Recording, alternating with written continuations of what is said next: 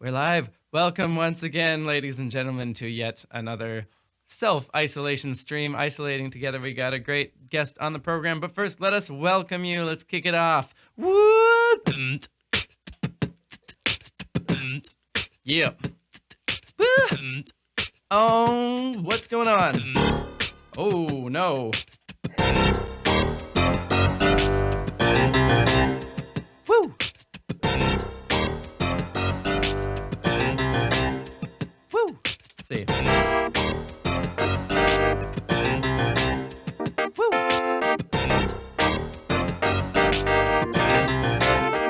Woo! Yeah.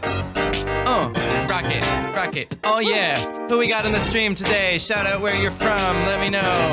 Oh, let's sing. Welcome. We're gonna welcome you to the stream now. Welcome. We're gonna welcome you to the stream now. Welcome. We're gonna welcome you to the stream now. Welcome. Oh.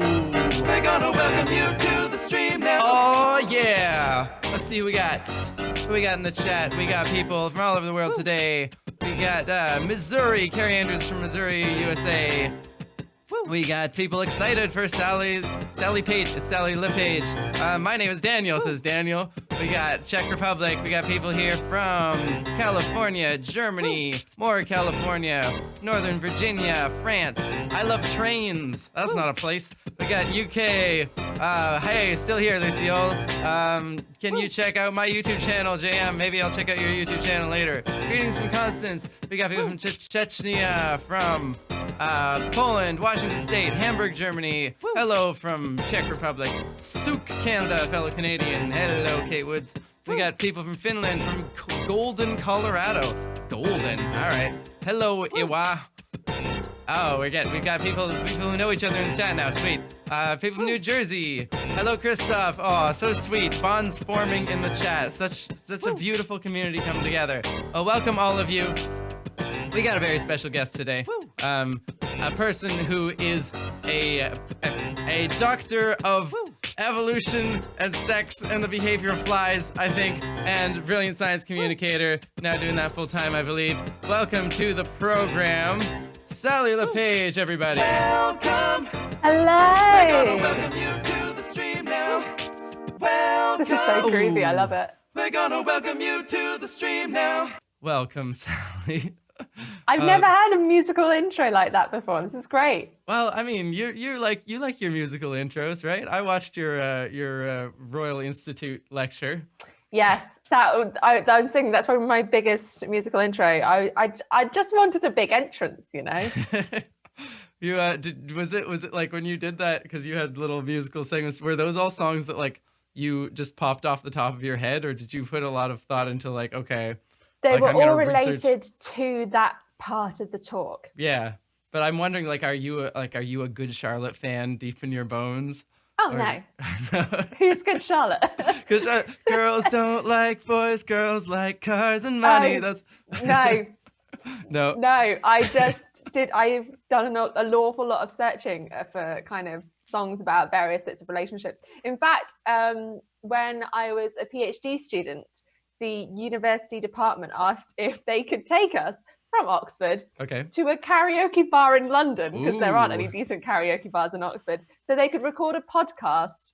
So basically, out there on the internet somewhere is my lab in a karaoke bar in London doing karaoke to songs that vaguely reflect what we talk about. That sounds like one of those ideas that's like, I don't know, maybe good in somebody's head. I don't know, like, did it work out? Have you ever listened back to it and decided what you thought? I mean, none of us are particularly good singers, except my old supervisor, who is a singer in a band. All right. But I mean, it was a novel way of approaching our science. Yeah, like, I don't know, are biologists musical folks? Because I felt like there was a weird overlap in physics of like, half the people who are in my grad program were like, I actually secretly write symphonies, or like, I play in a blues band. It was odd. Wow. I think scientists in general are quite musical. Yeah. I think a lot of us come from backgrounds. So certainly for me, so I play clarinet and piano. Ooh. Neither of them really anymore, but I learned them from the age 6 to 17.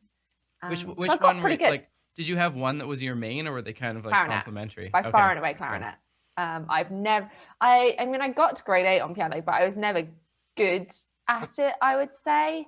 I mean, Um, I think that's further than I ever got in piano. Like I think I did like 1 year of formal lessons, and that was the yeah. year when I quit piano. Like I had lots of Oh, lessons, but like never people trying to put me through the grade system or like give me like worksheets and stuff.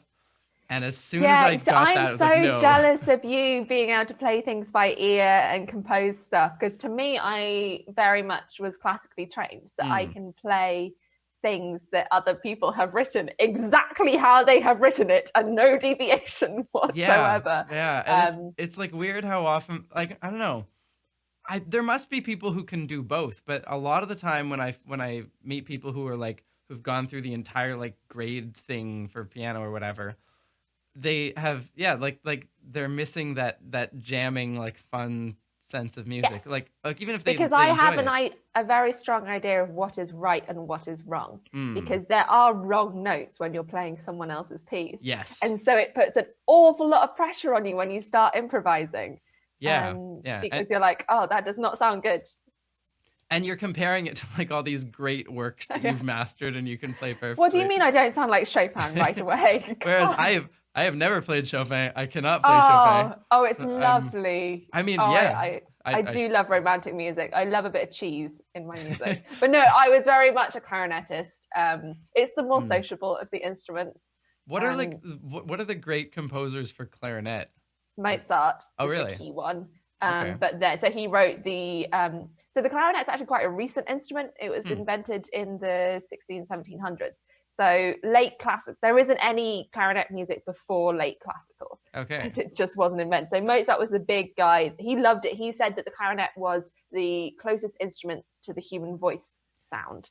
So he wrote, I would believe that. I mean, I could make an it's argument between that for and cello. yeah, cellos and violas. Yeah, But and so the cello and the clarinet have pretty much the exact same range, mm, and they're actually quite similar instruments. really? I Obviously, didn't realize not the clarinet it. can go it that far down. yeah, Okay. go to a low E certainly. This that one down there. Yeah, Yeah, yeah, yeah. and so yeah, and so Mozart wrote clarinet concerto, clarinet quintet, whole bunch of things, and then it really gets juicy in the Romantic era, where Okay. you've got like Saint-Saëns and Brahms. Brahms wrote 2 concertos, and yeah, oh, Spohr and Schumann wrote some amazing stuff. But yeah, so it's more of an orchestral instrument, and I Yeah. very much enjoy playing as part of an orchestra. Not that I do that anymore since leaving You were in university. an orchestra at one point? Like Yeah, all the way through school, and okay. then I kind of gave up music as an undergrad because my school life was entirely. I was in every single club you could be in. So Wow. I was in the orchestra that was joint with the boys' school because I went to a girls' school, the wind orchestra, and then the 2 choirs. So it was like every single time that I could be doing a music activity, I was. But then I kind of gave it up for undergrad, tried some different things, and then as a graduate, I joined the university orchestra, the Oxford University Philharmonia. We just called it OU Phil. I can never remember. Okay. One of them is the professional one, and one of them is the not professional one. We And were the not professional one. all right. So there's like the music students one, and then the like Oh, people. kind of, Yeah. yeah. So there's OUO, which is the main orchestra. But the trouble with playing a wind instrument is you've got to be the top 2 in the university if you want to be in the top orchestra, because there are Okay. only 2 of your instrument. It's not Wow. like violin where Yeah, you you can have as just many have to be in the strings top as you want. 7, top 20, and you're in the top orchestra. No, for a wind instrument, if you're in the top 2, you're in the main orchestra. If you're then 3rd or 4th, you're in the next one down. So that was mine. And then everyone else has to join a wind orchestra, otherwise they don't get to play. Okay. Yeah, I have no sense of like how that those proportions of orchestra got like worked out. Do you like when like who codified like here's the optimal balance of all these different instruments? Well, in part, it's because the strings have quite a weak sound. Hmm. And so you physically need more of them to have this balanced sound. Ah. And I suppose also historically, an orchestra started off as a string orchestra. Okay. 'Cause Yeah. by and large, the majority of the wind instruments are much later. Yeah. And all the composers prefer the strings, and all the conductors come from the string section. There is no They're just rivalry at all between the string section and the Have you wind seen string section. players move It's around? And bloody they're really into it? It's prima like nothing else. Oh, they always get the melody. It's like the sopranos in a SATB choir. Yeah, Like yeah. they always get the melody, That's- and everyone else kind of hates them for it. I mean, I'm in a tenor in the choir that I'm in. Oh, okay. Which So is you also canceled out right now. We're gonna do a concert of like 4 small Bach masses at the end of April, and that is no longer going to happen. That's dead. But we get to sit behind the altos and like shout in their ears, which is really fun. You know, you get some nice like I feel like the tenors are the equivalent of like the trumpet French horn sort of section in like an orchestra where like, or maybe the flutes. yeah, the flutes like you're and the trumpets like you're get not the usually the solos. lead, but when you are, you're like, like, Oh yeah. there's gonna be power, like especially if you're doing like Beethoven or I don't know. Well, the trouble with the wind section is we sit right in front of the timpanis and the percussion. So I literally have to wear earplugs to concerts because when we're in our proper seating arrangements, it is deafening having the percussion right behind you. You can really feel it though. You can get it. Oh like, yeah, in your body. totally. And I was very lucky that our concerts were in the Sheldonian Theatre, which is this beautiful small theatre in Oxford where the ceiling was designed by Christopher Wren. Okay. He's a very famous Who's architect. Christopher Wren? He is a very famous architect. He managed to get the theatre, so the roof of the ceiling of the theatre, so that there's no supporting beams in the way because it's all painted like the Sistine Chapel. So you've got these amazing like gods and angels and people on the ceiling, but it's a huge flat ceiling with no struts or anything holding it up from the underside. It's all happening on the top. So he invented that. It's and like he invented loads of other things. It's held up somehow. Like, is it like a dome, sort of like the old style, like church domes, or?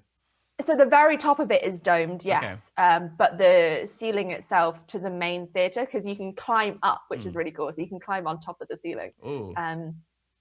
But the ceiling itself is completely flat, which was a big deal in his day. I'm trying to think what else. I think he might have designed St. Paul's Cathedral. I'm going to have a look.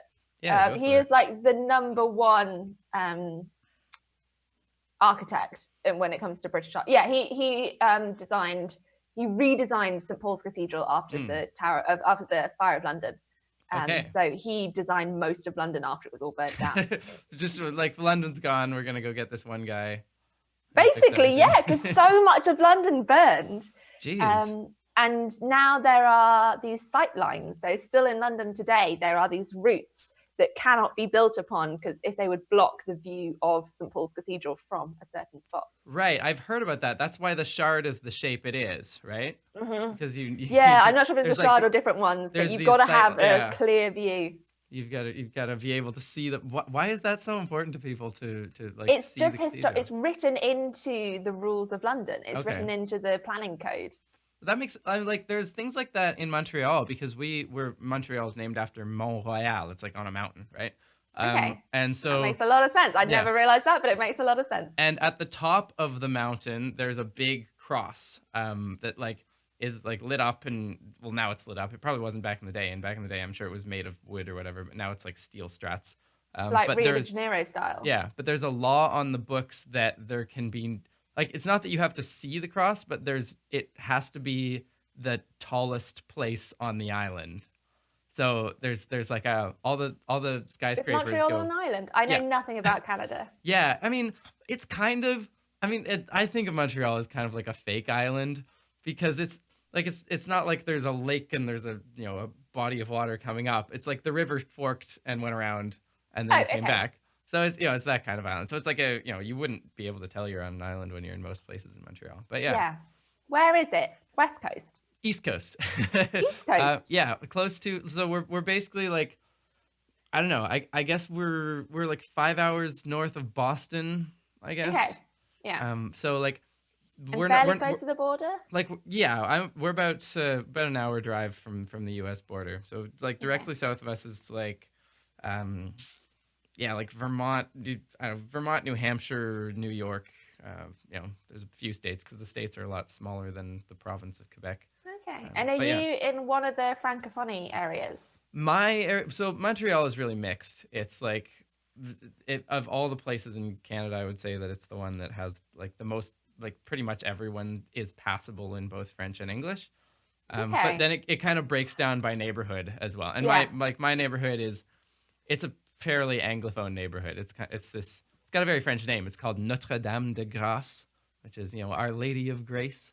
But Oh, I thought you were going to say it's Fat Notre Dame. Fat Notre Dame. No, I mean, there are some shops and stuff that have puns based on Notre Dame of various other things, like Our Yeah, Lady of Beef or I whatever. see. But it's sort of this neighborhood that's. It seems like English students after they're done being students will like end up here. I don't know. The city sort of segments off. Interesting. I don't I know. am very jealous of bilingual people Mm, because as a Brit, French is most of us. Like, if you're a native English speaker, then mostly you learn French as your second language in yeah. school. But I do not have enough to have a decent conversation in French. Ok, on pourrait essayer si tu veux. Oh no. Hey. The worst thing is that because I have such a limited vocabulary, I can usually work out a way of structuring a sentence or Yeah. changing out words so that I can say what I need to say. Mm-hmm. If anyone says anything else back to me, I'm hopeless. Okay, I'm good with comprehension. Like I think I have all the vocabulary for recognizing it.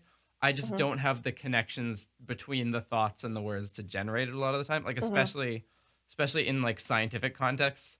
Like, I am in awe of people that do science in a second language.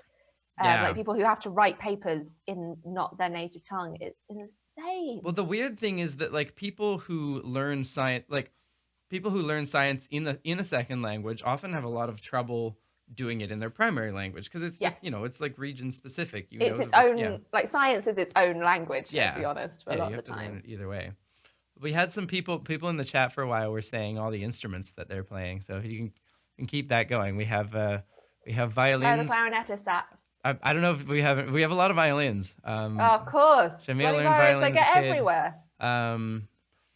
Tom Carter says cries in piano. I don't know what that was referring to. This is such a posh discussion. I love it. Do you get a lot of accusations of being posh? Oh, all the time. I have a posh accent and I went to Oxford. So. Okay, can you like define posh for me? Like, is it just upper class or like the upper class sensibility, or does it have like a more particular definition? So Brits have a very strong awareness of the class system. Okay. I don't know what it's like in Canada, but in the way that the USA has a very strong awareness of race. Right. Like there are so many things that are tied to that. Mm. In the UK, so many things are tied to being upper middle or working class. Okay. And so posh is things to do with the higher classes. Mm. So the middle class could be posh to the working class. Okay. And the upper class are posh to the middle class. Okay. So it's about money and land and things that people with those tend to do.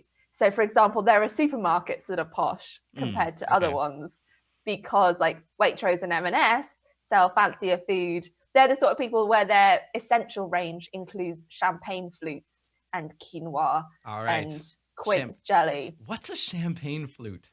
It's the glass that you drink champagne out of. Oh, it's just that's all it is? That shape is a flute. Okay. As opposed to a coupe, which is kind of your martini, no, not quite your martini glass, a cocktail glass, which is shaped after Marie Antoinette's boob. I have heard of this. So various different glasses. So champagne flutes is the thing. Wait, the martini glass is shaped after Marie Antoinette's No, so boob, so the a round coupe one? is more round, whereas a martini glass is more shaped like that. That's like Madonna's boob. I guess. Yeah, exactly. And so like a posh accent is one that so in the UK, it will be typically received pronunciation. So Yeah. RP, your standard English accent. I say standard just because it covers such a large area of the country. Tend to enunciate consonants. Say R instead of A. Instead of so like in so what? bath instead of bath, dance Oh, instead of dance, okay. grass, all of those kind of Grass, words. grass. There's so many accents in the UK. Like, There are, and even more so the further north you get. So the south of England has less regional variety, but the north of England, oh my God, like different sides of the same city can sound in like completely different from each other. yeah, like it must be something to do with none of the languages commonly spoken in Canada were birthed in Canada, right? Yeah. And so it must be something like that. I'm not sure, but like the UK is the place where English has formed, and it's formed in all these separate little pockets that yeah, like we But got yeah, one export. I mean, there was obviously, we're an old country, certainly by North American standards. So these towns have been separate towns for 1,000 years, say. And so there has been time, and during that time, there would have been very little migration in the same way that we see today. Not a lot so of you would mass have stuck. media. Exactly. So you would have stuck to your own area a lot more, and so maybe that's why I'm not a linguist, but I do find it fascinating. Well, also, like I think, I mean, I'm not a linguist either. My sister did a couple linguistics classes, and I like to geek out about it. But I didn't know you had a sister. Yeah, I have an older sister and an even older brother. My brother's 5 years older than me. My sister is 2.5 and lives right across the street. And I've been taking care of her 2 little kids a lot during this whole quarantine situation because they like all the daycares are closed, so they're just at home all the time. And I should point out to the chat that whilst we have known of each other for a while, this is our first time actually chatting. Real life conversation. This is an intro in front of your eyes, so we'll hope it doesn't crash in flame at any point. Let's see. But what's the state of lockdown in Canada then? Are you allowed to go and see your family? Yeah, like there's no, it's not like a shelter in place, like stay in your home. It's like like Quebec especially, which is the French province of Canada. Like we acted earlier than most people. Okay. In North America, anyways. I mean, we could have acted earlier as well, and also we could have acted more effectively because our healthcare system is kind of it was shaky before this, and so I think Quebec recognized like if this gets bad, we are going to be really bad off, right? And so and they're also like, I don't know, Quebecers are always a little more skittish and afraid of things than the rest of the country, and I think like so it leads to Quebec being more afraid of like immigration and more xenophobic and stuff in regular Do you think times. Part of that is because they are the French region within an English-speaking country? Totally. It's because they have a long history of like centuries previously of having been the culture that like the English were trying to get rid of and stamp out, and they, like shipped a bunch of them out to Louisiana and whatever else. Yeah. And so like now there's this real defensiveness of like, this is our place we fought for. It's our culture.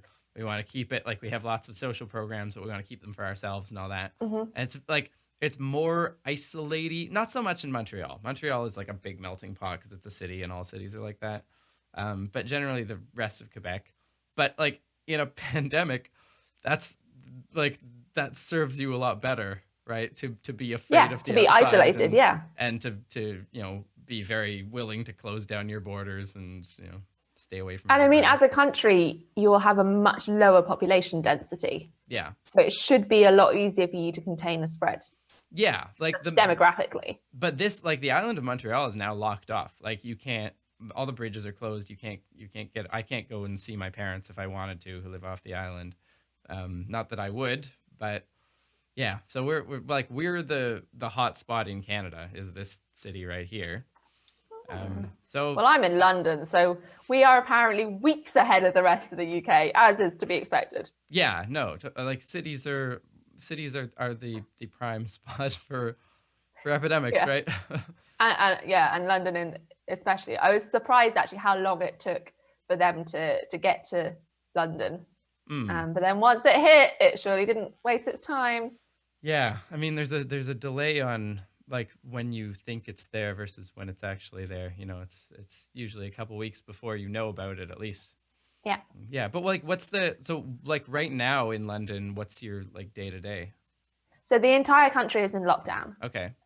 Nothing has been London specific. Mm. So the entire country, you are only allowed outside for buying food and essential supplies, buying medicine, going to your job if it's impossible to do your job at home, and you're basically if you're one of the essential workers. Yeah. And one form of daily exercise is permitted, and there's been lots of so basically I'm allowed to go out to the park as long as we then keep 2 meters apart from everybody. I'm allowed to go out to the shops as long as, but there are now queues outside the shops to space people out and that there aren't so many people in at one time. Public transport's pretty much, I mean, it's running for the essential workers, like most NHS staff will need public transport to get to work. But pretty much you're in your house unless you have a very good reason to be out of your house. Yeah, it's basically the same here. Like all the non-essential businesses are closed. You know, everything's canceled. Although not entirely closed. Like there's this croissant shop like right down the street from us, and it's open. But it's like all of what the tables Canadian are. croissants like? I don't think I've experienced any other kind of like. This is Have you never been to France? This is a good croissant shop. Like the croissants in this shop are light years ahead of the croissants like in the grocery stores. Oh yeah. So I would. Do you call them croissants or croissants? I call them croissants. With the r, because I don't know. But I still put the t at the end. It's like it's sort of like a weird hybrid. Like it's like croissants. I think. Yeah. What do you say? I think in Britain we just call them croissants. Croissants, like with a W. Because we're so used to, because obviously we wouldn't say croissant because that's just wrong. Crescents. But it sounds really ostentatious and flamboyant to put the French R in because it doesn't exist in English. And so, I mean, you could say croissant. I understand that. That just sounds like super out of place. That's like, oh, and I would like a tortilla today. And it's just like huevos rancheros. Like, exactly. So obviously the is closest to the w sound for us. So we would say croissant. Yeah, like we have so many like French words that have like, I mean all of English does, but we have way more in here that are just like part of English speech. Like our like little corner stores are called Deps, which is short for dépanneur, which is an English bastardization of dépanneur, which means like to get you out of something, something that you're out of, like replenish you, dépanner. But we just say I'm going down to the Dep. Yeah. Well, I mean, it's weird how most of the modern words, so things like to do with the internet or technology or whatever, in French, like France French, are just straight English. Like they don't even try to francicize it. Yeah, there's actually more of that here than there is in France, which I think is another like aspect of the way that the French here are really trying to preserve their thing. Like we have laws about your signs on your restaurants, like they have to have French language first in a certain size, and then like if there's another text, it has to be like half the size. We have that in Wales. So Wales is a bilingual country by law, even though previously very few people spoke Welsh. Now there's a resurgence of it. It's now being taught in schools, but it is great because Welsh is a bonkers language. Like the amount of consonants that they use is ridiculous, and so it just means that when you're driving through Wales, all of the signs are written in Welsh and English, but you have no idea how to pronounce them because the Welsh alphabet has more to it than the English alphabet. So like they got a double L and a double D and various other things, so it just comes up with really weird stuff. That's the one like that like longest name in the world or whatever? Is that a Welsh name? So Llanfair PG is the short way of describing it. It's based. I mean, it's a bit of a cheat. It was like a publicity stunt, right? To like rename because the town name basically translates to the town next to the red church on the hill where the wood grows, but not that wood, the other one with the river running through it, and my old Paul lives around the corner. If you were to then squash that into one word, that's what they've done. So Welsh has generally that capability. It's like German. You can just like keep adding things to the word. I don't know if that's a more general thing or not. Hmm. I don't speak any Welsh Okay. at all. But I mean, even in English, so like thinking of the town names, Mhm. Llan means oh shoot, I've forgotten what Llan means now. So Afon or Aber means river. So the Okay. River Avon is literally the river. Okay. And That's so you've pretty. got I think there's a lot Aberystwyth. of rivers that are the river all over the world, aren't there? Yeah. So you've got like Aberaeron, which is the town at the River Aeron, Aberystwyth, and things like that. And I mean, you get that in the UK as well. Yeah. Like Stratford is the Street Ford. That's where I grew up. Oxford is the Oxon Ford. Wait, the Cambridge ford, is the like bridge across over the a River river, Cam. the ford. Yeah. Ford. So Oxford is where Oh! the cattle would cross the river, Okay. and that's why the city symbol for the logo for Oxford is an ox Okay. crossing a river. Man. And Cambridge is the bridge over the River Cam. Man. So Okay. I So mean, two questions. Yes. What's a Chestershire, and why don't you ever say it? Chestershire. Yeah. So Shire is county. Okay. So we have Oxfordshire, Yeah. Warwickshire, Gloucestershire, Cambridgeshire, Okay. Aberdeenshire. Okay. Yeah.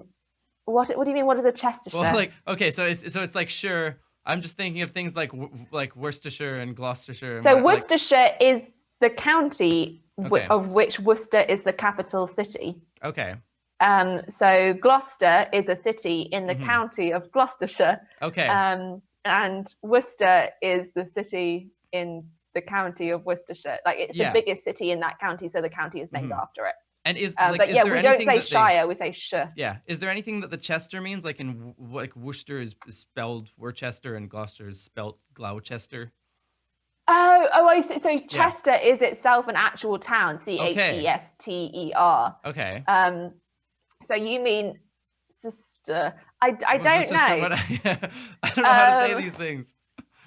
But that? yeah, so Worcester is what Americans would say is Worcester. Worcestershire.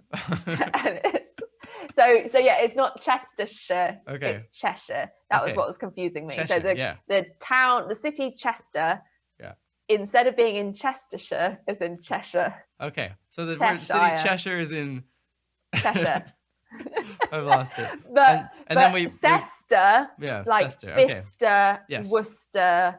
I Yeah. don't know where that comes from, Okay. but that's a very common, like CESTR is always sister.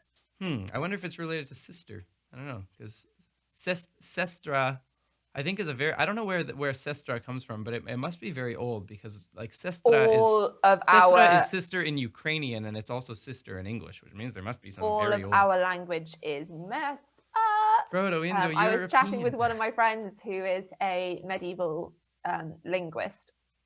Okay. And so the UK, well, the British Isles, because it obviously wasn't the UK for a long time, started off everyone speaking different forms of Gaelic. So that's where, so Gaelic, which is the Scottish language, Welsh, you've got Celtic, which is you've got Gaelic, Gaelic, and Welsh, which are all Celtic languages. Okay. Yeah. But then the Angles moved in from Germany, and the Sacs moved in from Germany. So that's what Anglo-Saxon is. Yeah. And the Celts were like all over the place, weren't they? Yes. At one point, they were very widespread. Oddly, there's no Celtic in the English language. It's been pushed into Cornish and Welsh and Scottish. And so we have, someone in the chat has said it's come from castra, meaning castle. That makes a lot more sense. Okay. Cool. Because all of those places would have had castles. Right. But so yeah, oddly enough, even though it was a Germanic language invading a Celtic language, there's no Celtic left in British, in English. So yeah, I mean, but we are less like the other European languages, which maybe are either Germanic or Romance. Right. We are a mix of Romance and Germanic and Nordic and every other country that decided to invade at whatever point. what was that phrase? The great beautiful bastard language. I've not heard that, but I- it does describe it well. I can't remember. Tom Scott used it in a video at one point, but it wasn't his originally. I think it was some linguist who was previously describing English. Yeah, the French of Quebec is actually like it's like evolutionarily split off from like the French of France. Yes. when we got here, right? So there's a lot of things that we do that French, like when France really codified its language, like they had a whole bunch of different dialects, and I think the king actually like decided we're getting most of these out. Like we're gonna have one French for the people. Might not have been the king. It might have been after the French Revolution. I was going to say it might be a revolution thing because that's like when they standardized calendars and they standardized a lot. They standardized the education system during the revolution as well. Yeah. So for example, the French, there were parts of French that used to, instead of like roi, or like le roi c'est moi, say, they would say le roi. Oh, are you now? Yeah, le roi c'est moi. That's how they would pronounce it, and we still Weird. have that in like a lot of Quebec Frenches. The more sort of like out of the mainstream you get, the more you get these old, like these other dialects that have just been here ever since, and like evolving on their own paths. Yeah. Well, it's like American sounds more similar to 16th century English than British English does, just because those people went and it's its own evolutionary. We somehow got onto evolution. I like what you did there. Hey, well, somehow got onto evolution. Everything is evolution. It'll everything. always come back. Nothing in life makes sense except in the light of evolution. Yes. Theodorus Dobzhansky said that. I like us too because that's true of evolution. It's also true of physics. So we can always come back to our specialties. Fundamental level things of physics. But by the time you got down that far, it's just not interesting anymore. I'm sorry, Tim. Come now. Physics was always my least favorite science, and I just very rarely see the appeal. It's been good to have Sally on the chat, but I think this is going to be good. Well, it's one of those things, right, where biology, you're like, oh, I've got this really interesting problem, and I'm going to take the most, like, literally, we tried to find the simplest solution. I'm trying to think of the name of it. What's it called? Not Occam's razor. Yeah, the other one. Occam's razor is one of those. It goes by a few. Names, it's not Murphy's law. That's Sod's law. Whose law is it? Let's see. Occam's razor, Solomonov's lightsaber. I don't know. There's you take the. It begins with a P. Just tell us the actual statement. Oh, so basically, we take the most obvious solution, and 99% of the time, that is the correct one because it requires the fewest assumptions. Yeah. Or the fewest extra bits. Physics, I swear, they're like, okay, we take your parsimony. Thank you. Parsimony. Yeah. 101 HS. Yes. So we take the most parsimonious explanation. Whereas physics is like, okay, I've worked out the most parsimonious explanation. Let's take the exact opposite of it, and that's what's the case. That is so far from true, Sally. It's the only thing about physics is that we've gone so far in simplifying our solutions that we've simplified them past the point of human comprehension. And I just don't like the brain is not designed for the simplicity of physics. It's when it gets to the point where it's like, well, the equations tell us it's like this. I'm like, okay, so what does that mean in language? And you're like, you can't. Like, it's impossible to work this out using any route other than math. I'm like, no, that doesn't. I don't like that. See, I actually don't buy that a lot of the time. Like, I feel like as good of a science communicator as Richard Feynman was, this is my one like real beef that I have with him is that like I think he was convinced enough of his own genius that if he couldn't think of an intuitive explanation, he would proclaim that there was none and there was no other way to understand it. And I don't know much of Feynman's writings or lectures. Yeah, but I mean, the entire field of quantum, right? Well, Feynman's kind of like permeated he's one of these figures who was so good at communicating that his philosophy like permeated a lot of the way we think about physics. Like there's a few, I'm sure there's some characters like that in biology too. Yeah, we have Dawkins. Yeah. And I think it like it does physics like there are going to be some things probably that you can't explain without math, but there are also a lot The of things that entirety of quantum. there are also things where there's just no one who's been able to understand the super mathy stuff has yet also been a great enough communicator and intuitor to figure, like, it's a very small pool of people that really Yes. understands like gauge field theory or whatever. I don't even know what that is. In my head, that is either an entire theory about calipers and measuring gauges, or green gauges, gauges being the old English word for plums. Okay. Entire field about plums. No, it's not that. I don't know. Like, are there, so we could do this back and forth. I think this might be a cool place for this conversation to go, because like I asked people on Discord, like, hey, what are you confused about with evolutionary theory? And also like, what do you think is cool about it? Yeah. So we have those. I'm sure that there are some spots that I'm confused about evolutionary theory and would love to know like just where the Tim, field has gone. We not only have an hour and 20 minutes now. Yep. I am going to plug that I am doing an evolution course on YouTube at the moment. I should have put a link in the description. I gave a link to your main page though. So if you go on Sally's main page, I think it's like the first thing, right? You put it like right at the top. It's at the top. It's called Evolution Live. Yeah. It's Thursdays at 4 p.m. my time, which is UTC +1. To give you an idea, for me, it's now 20 to 9. So 5 hours before this tomorrow. But yeah, where it is just going through from the very, very basics of evolution to slowly work up to university level. But I think a big difference between physics and biology is physics are much older science. You've been having your best ideas, like the big guys were what, 1700s? No, even. And then Einstein kind of figured out all the rest of it, and everything else is just the icing on the top. Whereas biology really started mid 1800s. Everything before that was natural history. Yeah. But I think the beginning of science. Like, I think the other main difference is that biology, like, there's some sense in which fundamental physics is done. Like, it's not that, like, we don't have a fundamental theory of everything. Here's definitely what everything is made of, and I don't even know if that's possible. It's gravity that's the sticking point, right? It is. But there's a bunch of things that are sticking points. Like, even in the like matter side of things, there's a bunch of stuff that doesn't make sense. It's just arbitrary. It's like we have just so stories that are essentially there's a number. Why is that number there? Nobody has any idea. It's this number. There's these fields. Why are these fields there? No clue. Trying to answer the question, but what is a force? Yeah.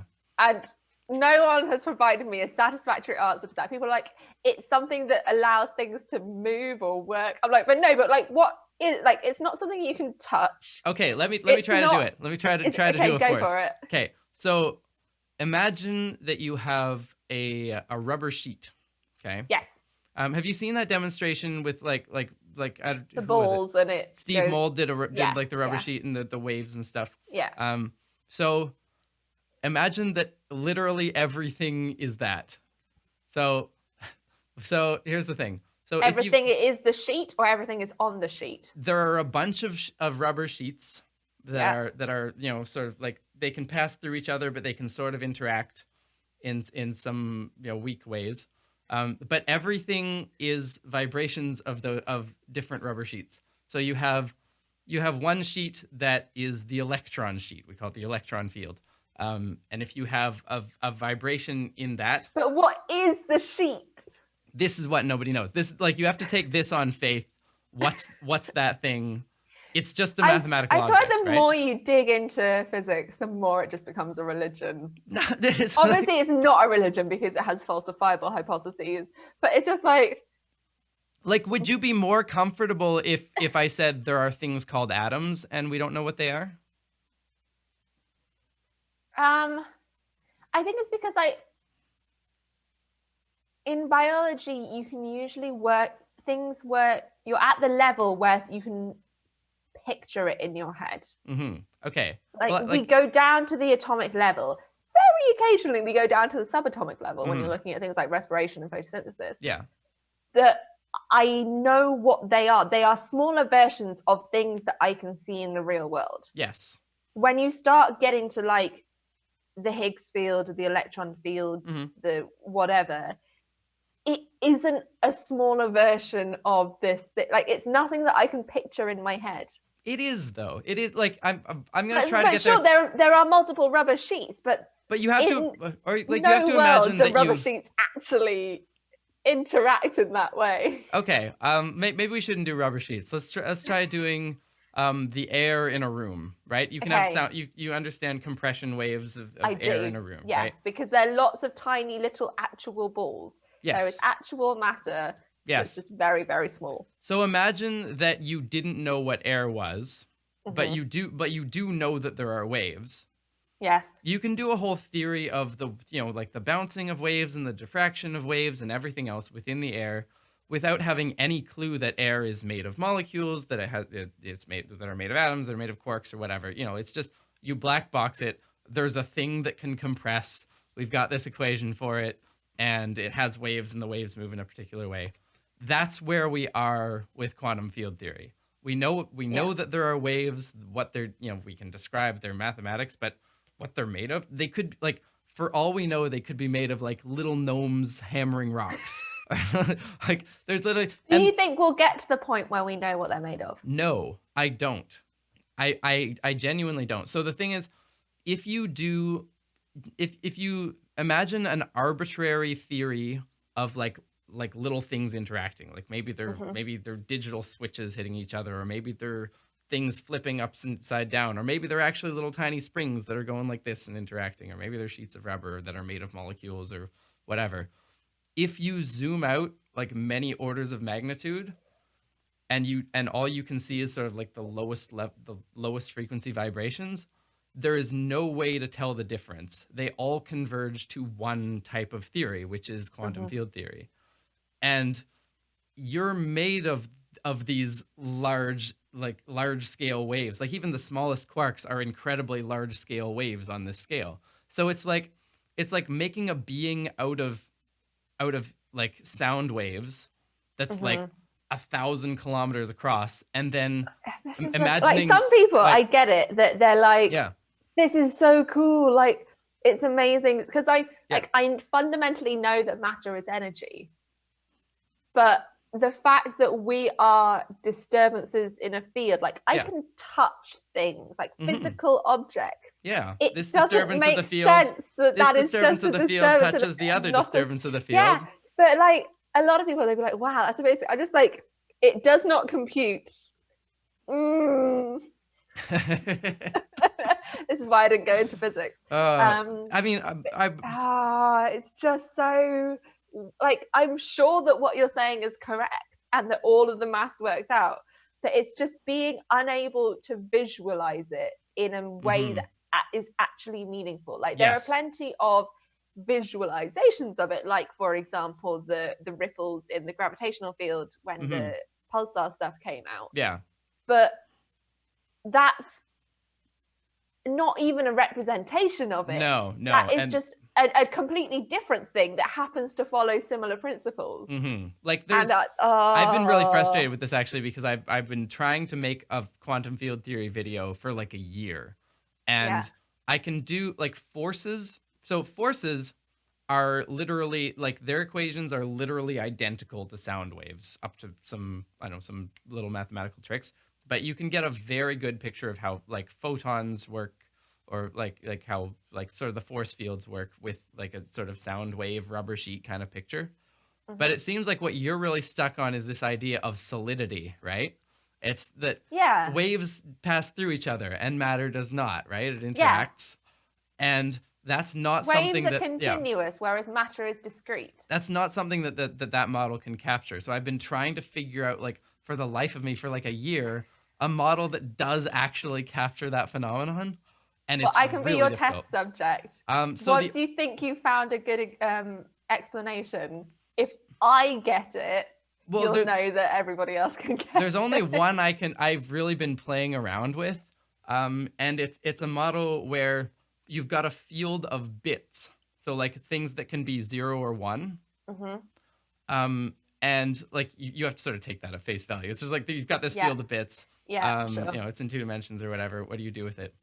If you have a wave of sort of like 111,000, 111,000, 111,000, right? It has a certain frequency. And you try to overlay another wave that's identical on it, you can't do it. You can't count higher than 1. Because you don't have a 2, yeah. Yeah. So if you overlay another wave, you're gonna flip the bit again. You're gonna get all zeros. And so that's like as close as I can get to this idea that, like, as matter is made of these matter waves, if you put you can't put 2 of them together. They'll just cancel each other out and disappear. So if you have, like, you can have a wave of one frequency sort of overlaid with a wave of a different frequency, but once you've filled up that spot, you can't put anything else there. So they're gonna have to work around each other. Yes. That's as close as I've gotten. I don't know if that makes any sense. I get that that's why 2 pieces of matter cannot exist in the same space and time. Yeah. I get that. But it's based on another, like, it's just shifting the problem down the road, like, right? Like, Yeah.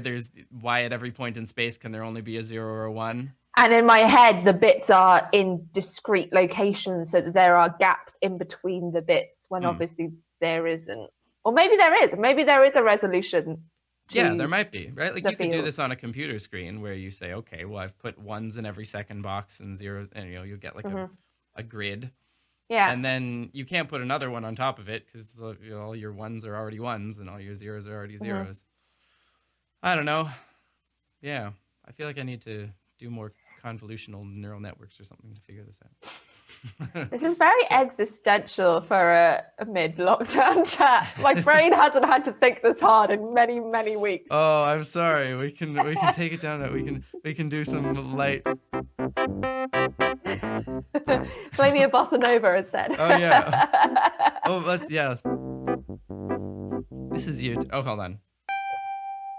This is your time to take a sip of your water, all you in the chat.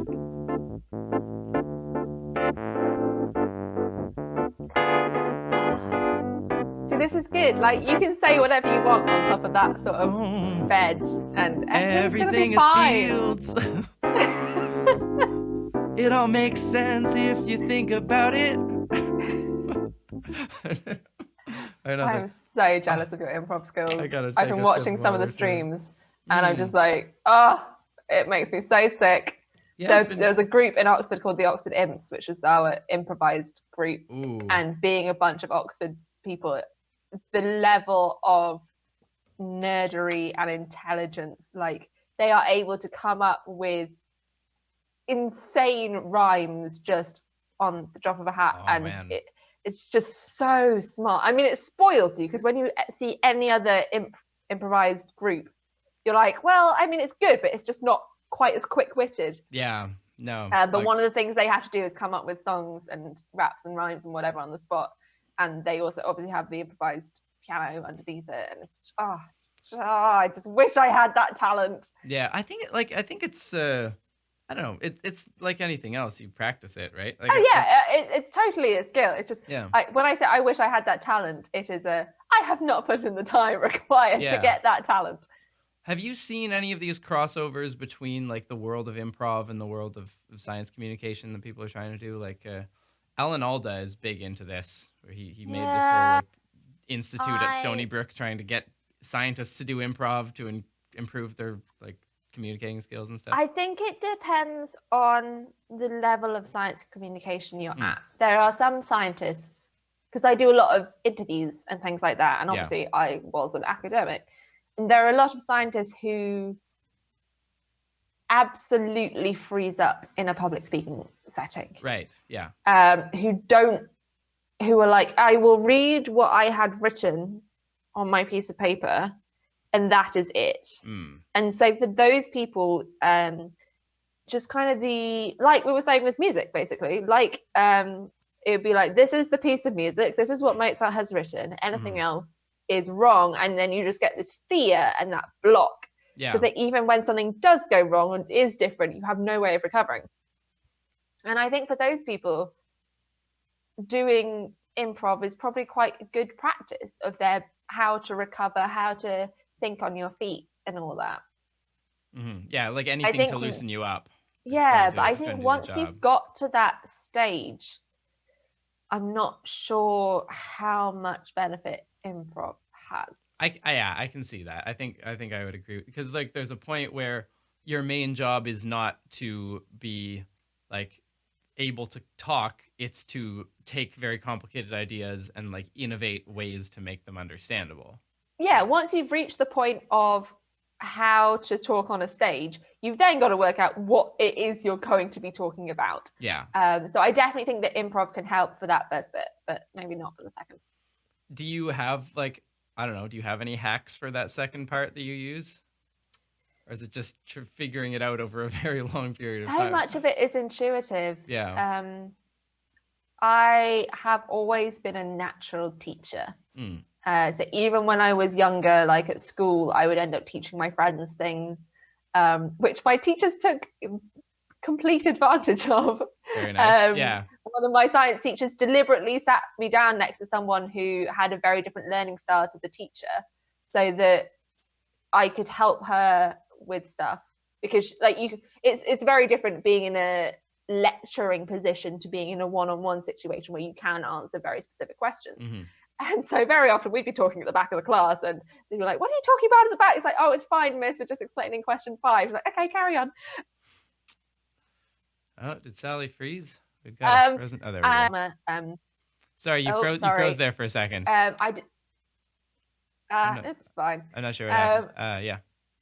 And I did a lot of drama, and I taught, or not taught, but I assisted on a lot of drama for younger classes. So when I was about 14, I was helping out with the 5-year-olds, and with that, I did a lot of like museum volunteering. So I grew up talking about science to other people since I was like 14, 15. Yeah. So I just kind of have an intuitive idea for when something's going to work or not. And it's really hard to explain. Like sometimes like when you're thinking of an analogy, you can just be thinking through loads of different things and you're like, that's not it. For some reason, you're like, that's not going to work. Or you must find this when you're coming up with an idea for a video, because your videos in particular take an awful lot of work.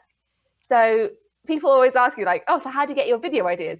Getting the ideas is not the problem. It's working out which ones to put all of those energy and resources into. Yeah, it's solving a very like, I don't know. I feel like my videos are a lot of the time more, I don't know. They're like, in some sense, they're like fitting pieces in a jigsaw puzzle. Like, I think I have a better sense now of what my intuition is, like of making my intuitions explicit than I used to.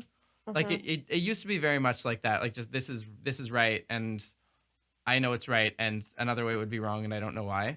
But I don't know. I've been really interested recently in like these skills that we have that are just honed by like raw experience or by, I don't know, early exposure or talent or whatever it is.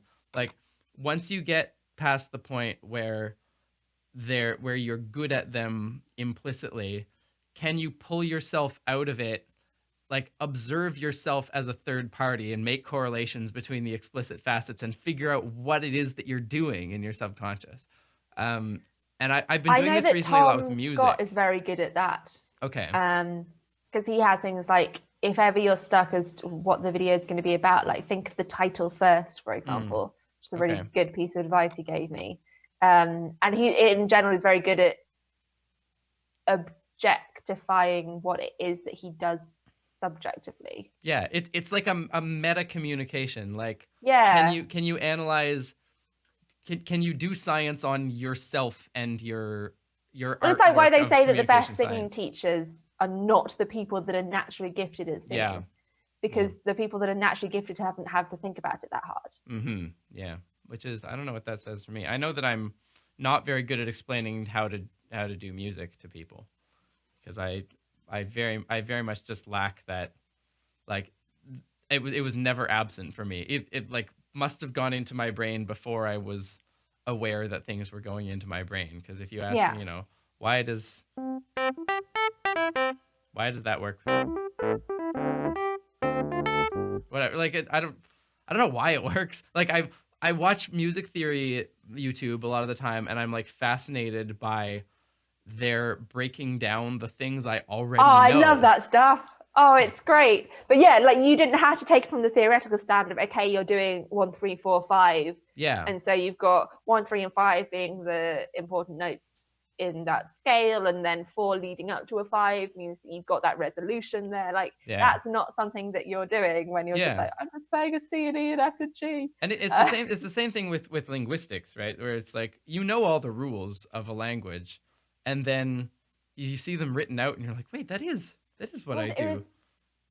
Referencing it again, this is what all of my conversations end up being like. Tom made another linguistics video, which was about the order in which Adjective order. Yeah. Yeah, that blew my mind because it's so instinctive. Yeah. So what's the good example of that? It's like a big. It would be the bright, big, fast, furry balloon. Furry green balloon, for example. A furry green balloon versus a green furry balloon. A green furry balloon, yeah. Like a big furry balloon. Furry big balloon? Furry big balloon doesn't make any sense. A furry big balloon is some brand name called Big Balloon that happens a big furry green balloon. Yeah, a green. But not a green furry big balloon. Yeah. That's just. Yeah, come and buy my furry big balloon, now available. But it is that react, that kind of that doesn't feel right to me, that I get when I'm thinking of science stories. So I've been on a lot of storytelling courses, for example, just because it is nice to have that structure to how you're thinking about things. Like, okay, where is the conflict in this story? Where is the arc?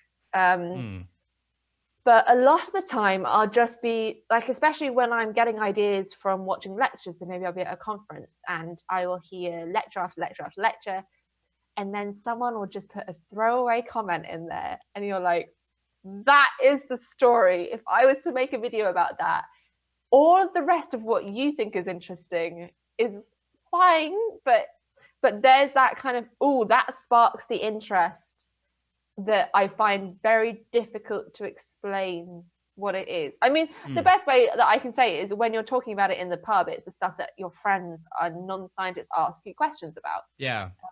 Back when people could go to pubs. I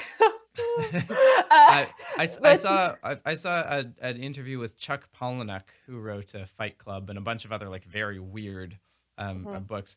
And he said that the mark of a really great story is that if you tell it at a party, everyone tries to tell a better version of like they try to one up your story, and they're like, oh, that's great, like I've got this other one. I guess people like that, for at least for his like personal stories, like that's when it's resonating with people. Well, it's like in science, the best ideas are the ones where you're like, well, it's obvious that that's the case, but you only realize that after someone's told it to you. Do you ever use like formal, like the thinking about formal story structure when you're composing like science stories? Like I watched this at VidCon a couple years ago. Have you ever met the guys from Wisecrack, the Wisecrack channel? Yes. Yeah, they have this whole thing. Jacob, right? I met Jacob. Alec is the guy who gave the talk. I can't remember his last name. I'm gonna try to have him on here. He did one of the coolest talks that I've seen at like a VidCon kind of thing, because he broke down their entire process, because they're always doing they're like sneaking philosophy into things. That's their thing. They're like, it's like, oh, this is you think this is a review of Star Wars? Actually, we're gonna bring in like Sartre or whatever. And they think of every one of their pieces in terms of like the hero's journey, like cycle thing. And I had never thought about that. But then when I started to think about it, it helped me codify what I was doing in a lot of pop, like sort of pop song, like matching pop songs onto scientific stories, because pop songs all have this like, they all have this like rising action to climax to falling kind of thing. And the good pop songs will often have, like Shape of You is a good example, where it has like the story goes along with that arc. And I realized I had kind of been intuiting that and like making a story that builds and has these like waves and a climax and resolution as well. And it was, I don't know, it was a cool moment. So in storytelling workshops and classes, it's very much about the hero's journey and that where is the conflict. Like, Okay. if ever, I do find it can be quite labored to put that onto a science story Yeah. sometimes, Yeah. because the natural thing is the scientist themselves always has conflict, because they're going up against the unknown. And so the natural arc of any science story is scientist is struggling to find out the truth, goes through many struggles in their experiments, and eventually finds the truth. Like, that is the ultimate. With certainly with biology, like, we have animals and plants. We have individual actors. So, like, the jackdaw outside the window has something that it wants. And certainly within an evolutionary perspective, if you take the teleological argument, the jackdaw wants to improve its own fitness. And there are obstacles to that. Maybe there is a mutation that it's lacking, or it's in the wrong environment, and then eventually it evolves into something else. But to get it for the science itself, I find can be quite hard. Like, it's very easy to put a hero's story onto a person, but to explain the abstract science and still have that sense of narrative can be quite tricky. I think there's a way you can do it a little bit with like you make the person reading it or watching it like into that character. I think that can work very effectively, right? Like, you put the problem in their mind and let them struggle with it and like see the conflict in themselves, and then you can like explore your way to the resolution. Yeah, but I suppose that is following the scientist journey as well, though. It's like, this is the problem. How do we solve the problem? Yeah. You can also go with this is the simpler version. Okay, now you got the simpler version. This is the next level up. Now you got that. This is the next level up above that. So yeah, it's one of those things where if you tell someone, okay, your story should have a beginning, a middle, and an end, and there should be some sort of conflict and resolution, and that the hero should end in the same space but be changed as a result of the journey that the hero has been on. Like, this is hero's journey in you can come up with versions of that, but it's quite formulaic in a way that I think there are other ways as well of telling science that don't necessarily follow that journey. Some creative ways. Like, I don't know. I made a video. I made a video. This is what 280 bananas sounds like. Oh, I remember that video. Yeah. Which is because I happen to have 280 bananas for another video. And so I asked around and got a Geiger counter. And it's talking about radiation. But there's no real journey to it other than there's the hook and then there's the reeling in. The hook is it's the clickbait version of the hero's journey. Yeah. Which is, I am going to put an absurd question in your mind. So what does 280 bananas sound like? I now have this. And then once you've got them there, you can then be like, okay, now I'm going to explain what radiation is and why natural objects can have radiation and it not be harmful. But it's not like the only conflict there is the conflict between the viewer and the title of the question. And so the rest of the video isn't really a story in a sense, but lots of people love that video. And I think it's a very different structure to most of the videos I do. Most of the videos I do tend to have more of a narrative form. But it's just one of those, it's more of an avant-garde art piece. I'm actually coming up with one of them at the moment, which is going to be watching paint dry. Okay. And about the science of paint drying, but it's all in the subtitles on a silent, just literally still locked off shot of paint drying. I would be very interested to see. I'd be very interested to see how that video does. Yeah. It's like it sounds like one of those experiments of like, all right, I have to do this. I don't know if it's gonna work. Yeah. Or how people are gonna respond. But I don't know. Yeah. I did this video. I did this like 12-hour piece on my second channel called I Am Streaming in a Room, where I just looped like it's based on like a 60s piece where they play a speech into a room and then record it on a video on a tape and play it back into the room and record that and just keep playing it back until Oh, like the okay. speech dissolves into the resonant frequencies of the Yeah. room and creates this weird warping sound. So I did the same thing, looping through the YouTube streamer and back into my streaming program and back out into the YouTube streamer again. Oh, very minimalist. Yeah, and it's really, I mean, it's really weird. It deforms into just these like bleeps and bloops and everything is orange and blue and it's very strange. But it was one of those things where I was just like, this is not going to go viral. There's no way that this is a good But it idea. might do. But also, you just have to, I don't know, like there's some things where you're like, this has to exist. Yeah. Now that I've thought of it. I don't know. And I mean, it might go viral. Like, look at primitive technology, crying out loud. Like, on paper, that should not work. Primitive but it does. technology? Have you not? Oh, you have got. Am I missing something? Are you about to give me you're gonna love primitive technology. Okay. Primitive technology is literally watching a guy silently going about building things in a forest using only primitive technology. Ooh, all right. And they're like 10, 15-minute long videos, and it's perfectly edited, but it's very slow editing. And not it's the what super has montage. no, it's the complete opposite of that, and Okay. it has what has spawned a lot of slow style filming. So Okay. I mean, there are so many copycats of primitive technology now, but it's like I am addicted to woodworking videos. Yeah, I got into wood turning for a while, and like that Yeah, guy who there's makes something so guitars.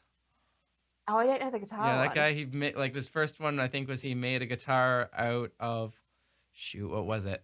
Colored pencils. I think just like tons of colored pencils and, Yeah. and like epoxy. But is then he doing it silently, or he's- does he explain it as he's not going narrating along? it. There's like music. Okay. Yeah. But So but instead of it being, it's not there to be informative. It's there just to enjoy the experience of watching it. I mean, it and is that's kind of what informative, primitive.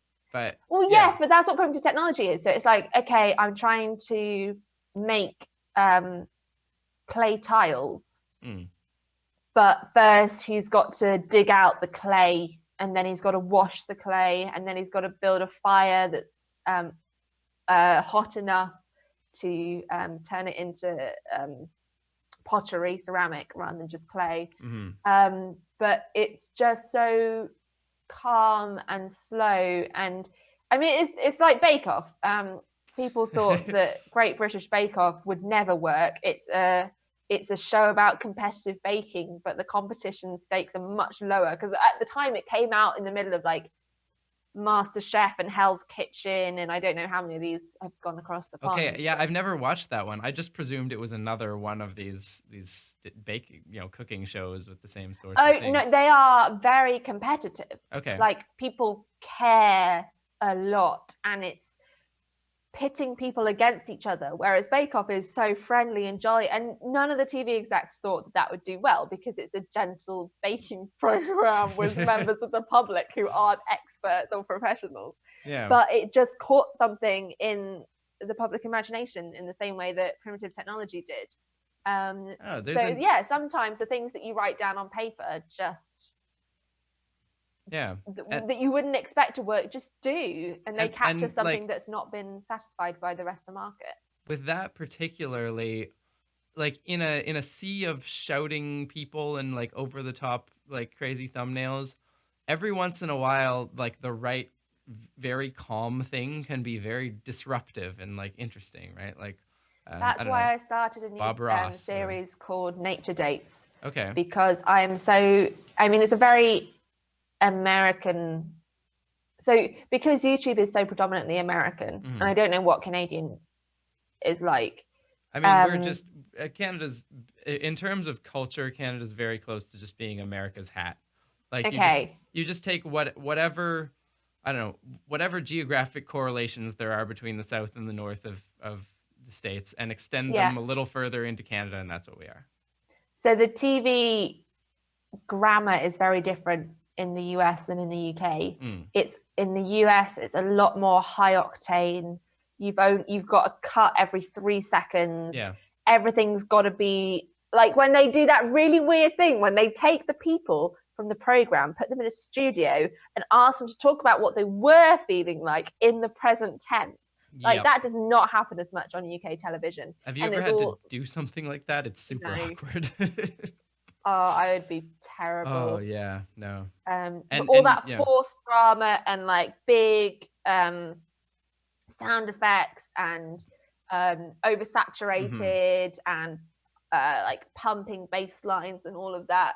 Whereas the British way of editing is a lot slower and a lot calmer, and kind of the emotion happens rather than being forced. Okay. You see yeah. that a lot on YouTube as well, where a lot of the biggest, most successful things are the most clickbaity, the most ridiculous. People are shouting, people with over exaggerated emotions, doing ridiculous things.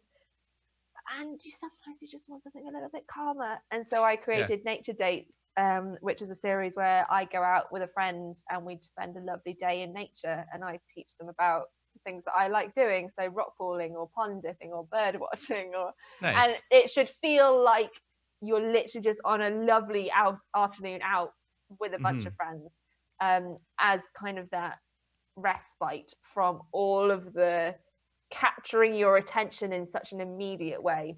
Obviously, going out with friends and filming it is now a very bad format to have in terms of creating new videos. But yeah, it is nice to have a bit of a break from. It is the attention economy and people constantly seeking your attention. Yeah. Although it is interesting that there's this like dichotomous split of the stuff that people will consume on the internet. It's like we're fine with a 5-minute video that's very high octane. We're fine with binging an entire Netflix series that's like 10 hours. Yeah. We're fine with like a 3-hour podcast if it's a thing we're interested in. But I feel like when I'm consuming those things, I'm in different modes. Like I'll never go on YouTube looking for like, I don't know, like a how ridiculous type video and then end up watching a 2-hour like intellectual podcast. Like I don't know. There's for the first time have a TV. Okay. So before I would always watch TV at my computer. And so for me, the lines between interactive and like sit forward and lean back viewing, as they call it, has always been very blurred. But now I have a TV. It's very much when I am sat at the TV, I'm looking for something that is at least 30 minutes long. Yeah. I don't want the faff of having to find the next thing with my zapper. But I don't think I have that, but I have I am doing dishes or whatever, and I need something that like I don't sometimes even really you want need to something watch. longer. Yeah. Whereas on YouTube, I tend to be or when I'm sat at a computer, I tend to be a lot more fluid with the stuff I'm watching. This conversation's going all over the place, and I love it. Yeah. It's like, do you find that are there stories that you haven't figured out how to put, like, particularly in this format? That's a very good question. Like, because I find there is a way that like there's what you have to do to serve a story, but there's also what you have to do to serve YouTube, right? Like the bananas thing is a great thing for YouTube. Like could only work on YouTube. bananas or whatever it was. What was that, the exact or an number? art gallery where you just have a pile of bananas in the middle of a blank white warehouse and a Geiger counter. Yeah, and that would be it. And that's like very art piece, installation piece sort of thing. It's cool. It works, and it's also weird. Like it works as a thumbnail. Yeah. But there are there are definitely a lot of stories that don't necessarily like. This is why I've started reading a lot. I don't know, like trying to read more books, because I find that I'm exposed to only certain types of science stories when I confine myself to the internet. It's just like there's not often the time to lay out I don't know, like a novel length sort of equivalent of a story of science in this medium. I have like lots of lists of video ideas. And I think I just throw out the ideas that don't fit onto YouTube so early on that they barely even register into the consciousness. It's like thinking through a topic and you'd be like, no, that's not going to work. That's not going to work. And I can often spend a lot of time thinking of an idea. And I know that somewhere in that idea, it will work on YouTube. Mm. But it takes me a good few months to work out exactly what the angle is going to be. Yeah. And that's why it takes me so long often to make a video from start to end, because you just need time to sit with it and work out what the thing is going to be. For example, I filmed a video back in June where I went and caught 852 swans. Goodness gracious. That sounds Yeah, dangerous. not single-handedly. But that was documentary style filming. So I turned up on the day and shot it all, but then trying to work out what the narrative is going to be after the fact. Because normally the way I make my videos is I work out the narrative, I script it, I film it, and then I edit it exactly as I had planned in my head. And documentary style filming is a completely different thought process, where you shoot everything and then you got to look at the footage and be like, okay, where is the story in this? And you can't go back and film little bits in between. And that has taken me a long time sat in the edit working out where the narrative is going to be, so that it's not just this thing happened and then this thing happened and then this thing happened and then but there is some kind of structure to it. I hope that you're just calling your video I caught 800 swans, and it's you with a face like this in the middle of just all swans just everywhere. The thumbnail isn't this and swans. The thumbnail is me holding a swan. Okay, that's and good. It looks so angry. Like they look, because the way you basically cuddle them, and then they have their neck stuck out, and they look so undignified because they're quite regal animals in the water. They're very majestic, and then you just see them being held by these muddy volunteers. They're big. Like I lost a bet recently because someone asked me, who do you think would win in a fight between a goose and a swan? And I had thought like, geese. It depends on the time of year. Like geese are pretty ferocious and they can be really nasty, but I just hadn't realized how large swans are. Like there are YouTube videos of swan versus goose battles. And they're always the swan just chased, like the goose runs away in terror from this gigantic beast with a huge neck. So if I remember, female swans are about 10, 11 kilos and male swans are about 14, 15 kilos. Yeesh. So then obviously they're birds, so they're quite low density. So they are big animals. They're only particularly aggressive when they're guarding eggs or chicks though. Whereas I find geese to be aggressive all the time. I mean, I love geese. I'm not scared of them like many people are. But I feel like if you were to do it in like November, when the swans aren't particularly territorial, I reckon the geese might have more motivation to win. Yeah. Whereas if you did it in May, when the swans are at peak territorial, they would slaughter anyone nearby. I don't know if geese are like. I wonder if wild geese are as angry, because like I don't actually know like whatever the kind of goose is that you usually see like on farms and kind of in peopled areas.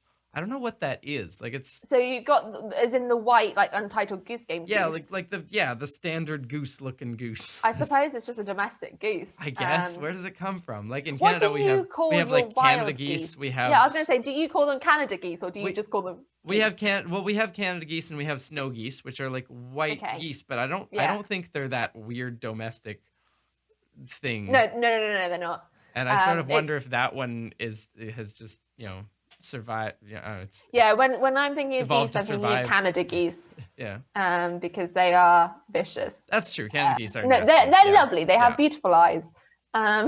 Wait, do you have Canada geese there? Yeah, loads of them. Oh man, did we like send them there, or were they there before and called something else? I'm fairly certain they're not invasive. We get an awful lot of water birds in the UK because we are an island on the migration route between the Arctic and mainland Europe.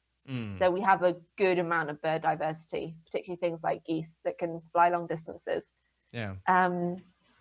But yeah, I mean, I think there was a video of a goose in the middle of a herd of bulls, and it just doesn't back down, and all the bulls run away scared because it's like tiny in comparison, and they're all circled around it with their horns down, charging at it, And the geese are just like, I'm not backing down. And they're like, oh, and yeah, I think it's the geese. There's someone in the chat said, well, either one of them can destroy a jet engine. I think they're referring to geese or swans. Well, yes, but then so can a chicken. So. Yeah, and so can like a tiny little amount of volcanic ash that just happened to get in the way. It's not jet engines are not designed to not be destroyed if things fly in them. They're designed to just They are very much designed not to be destroyed. Yeah, there's just limits to what you could pull off, I think. Yeah, they're just designed to destroy in a very particular way so that they don't knock out the rest of the plane. Yeah. Like, it's fine if one engine fails. It's just two fails that you got the problem. Two simultaneous birds. Yeah. Yeah. A flock of geese. Yeah, that would probably. Well, that's what the Hudson River crash was. Really? It was like more than one goose? It was an entire flock of geese. Jeez. And it hit. And so it knocked out both engines. And I think because there used to be a wetland there, because obviously New York's next to the river. Yeah. I think they've now changed how they manage that bird colony so that you're less likely to get large flocks of geese so close to the airport. All right. That sounds like... Would recommend the Tom Hanks film about it. Very good film. All right. Yeah. I think we should talk about. Should we talk about what your specialties are? I think we have been rambling. People are like, have you talked about flies yet? You told me there would be flies. We haven't mentioned flies once so far. Someone told me recently. Well, I mean, my specialty is technically communicating science through video, and we have been talking about that. We have. But you do have another specialty. I do. Let me see if I can find it. I have the specialty of quantum field theory, or rather, 2 + 1 dimensional parity violating quantum gravity. Is my particular specialty. 2 + 1 what? This is my specialty. Take a sip. Hey, there it is. What can I put that up to the camera a little more? Family and familiarity in flies. That's a. Can I just say bang on the title? That's a fantastic title. I spent a long time working out whether it should be family and familiarity in fruit flies or family and familiarity in flies, because you get the nice pattern of 3 with family, familiarity, and flies. Yeah. But you get 4th alliteration if it's family and familiarity in fruit flies. It was a big decision. I think I don't know. I think you made the right choice. I think it's like those. Do you ever get into like pun wars with people over text message? And it's easy to just, all the time. Like you just take it a little too far, and then the person. UK science YouTubers group chat, which has been very busy since all of us went into lockdown, and the puns on there are terrible. I have to be careful with those because I think of them too quickly, and so I'll send like 5 in quick succession, and then the other person's like, "This isn't fun anymore. You gotta stop." I feel like you could. I usually just have to send a message being like, "I'm sitting here desperately trying to think of a pun for the last 15 minutes. I haven't thought of one. I'm so Please sorry. know that it wasn't for lack of trying." Yeah. The ways that we front our cortical power over text message are very odd. But yes, this was 5 years in the making. Someone told me recently, it was an evolutionary biologist at a university in Saudi Arabia that I went to visit. And interesting combination. Yeah, and he was telling me, because he's like was really into Evo Devo and like really liked my video, but he was telling me fruit flies for that are like, it turns out that they're a really bad model. Like they were the original model for a lot of this like development stuff. And it turns out that they have so many special, they've been so specialized for fast reproduction and like quick turnover, which is why we use them as a model organism, that they're really weird in a lot of ways compared to other insects. And I had like never even considered that. I wouldn't be surprised. Yeah, I mean, a huge caveat of every fruit fly research is that we're doing it in lab fruit flies. And in my Viva, what you would call a defense, you have to be able to justify, like, is any of the work that you have spent the last 5 years doing relevant at all, because you're doing it in such an unnatural species. So are lab fruit flies very different even from like wild fruit flies? Yeah, and really? The extent to which we don't know. So Drosophila melanogaster is the species that we study. it is a cosmopolitan species, so it's found on everywhere that humans live, so everywhere except Antarctica. And they feed on the yeasts that grow on rotting fruits. So on the yeast. Yes, they are fungivores. So like when you have a rotting banana that's left out, those tiny flies you get will be Drosophila melanogaster. I mean, there are many species of Drosophila. All of them are fruit flies. In fact, I can skip through to my introduction and tell you exactly how many species there are. I really enjoyed writing my introduction. I don't know, did you? You've got a PhD, right? I do not have a PhD. I have a master's.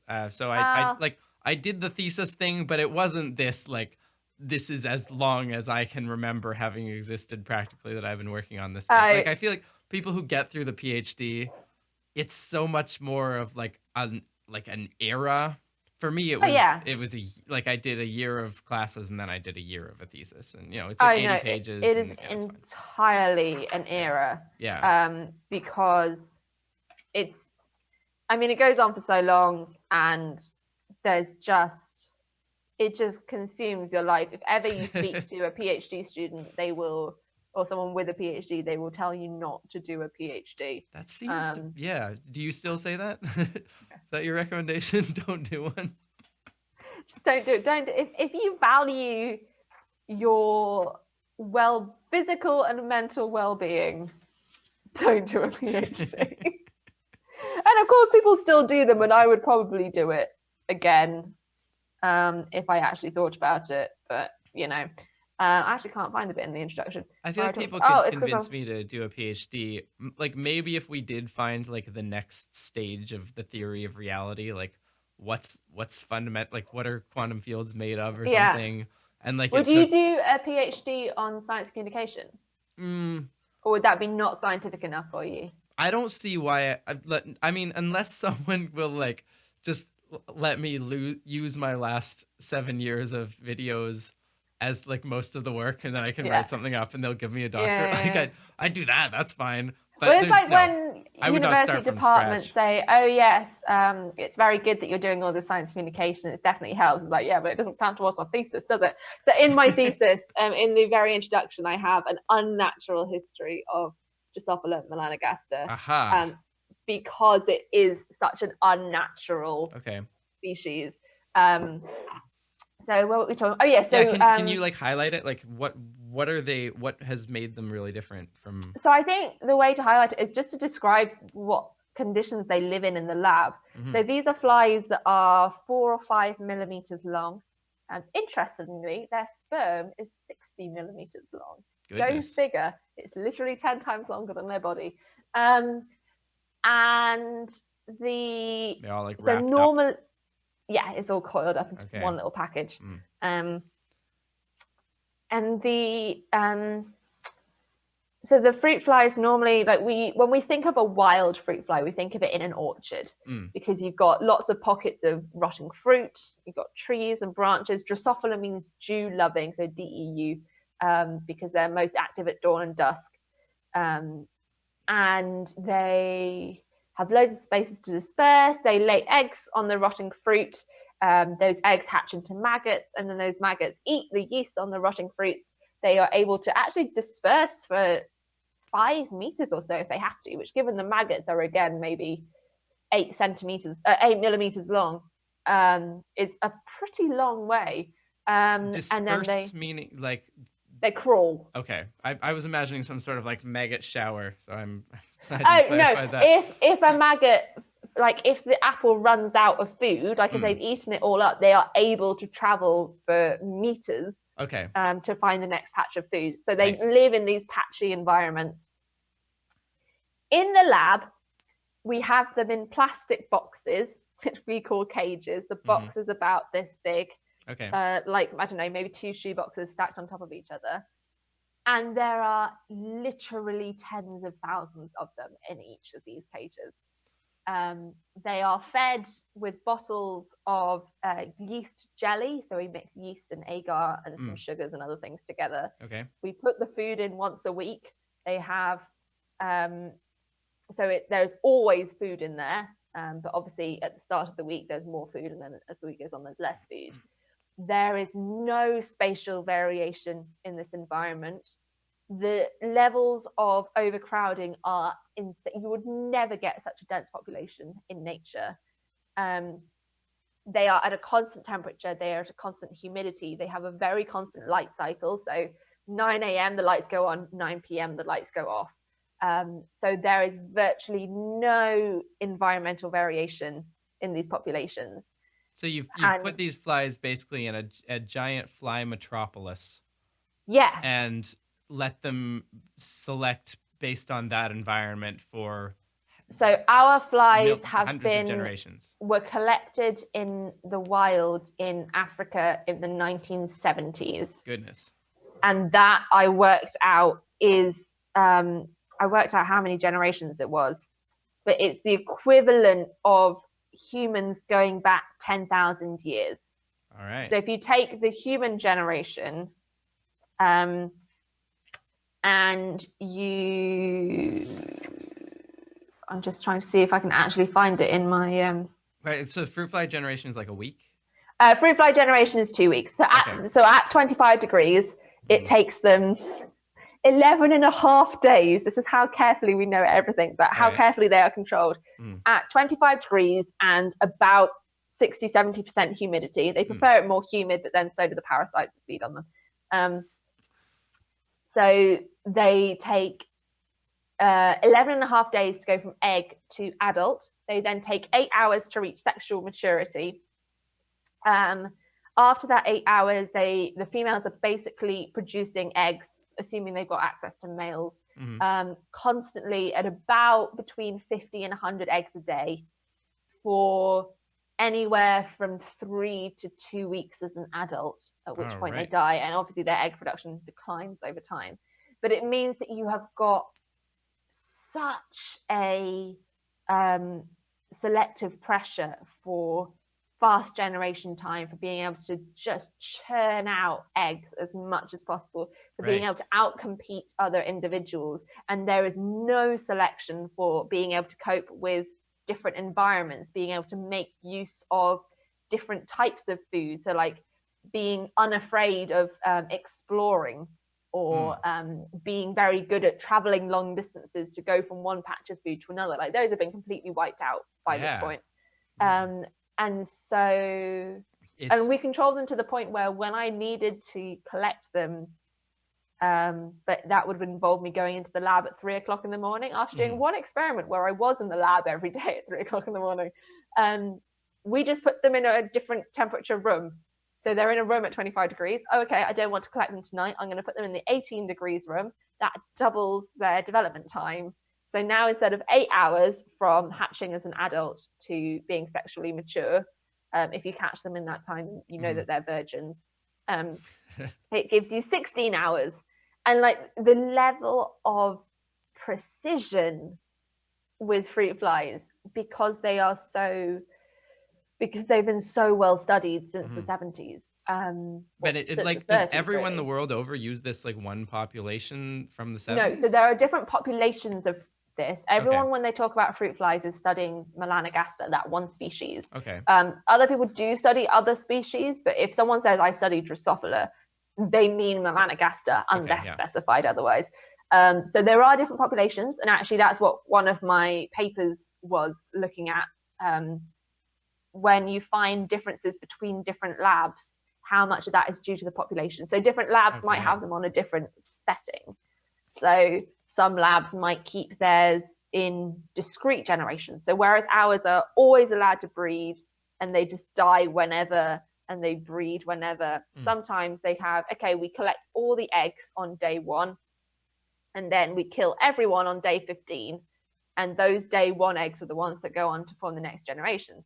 So then those are called discrete generations, and there is so much pressure to be only laying eggs. Because if you lay eggs on, like, if you can survive to day 16, it doesn't matter. You're going to get killed anyway. Right. So that's so regimented. So you have different populations that have been taken from different parts of the world.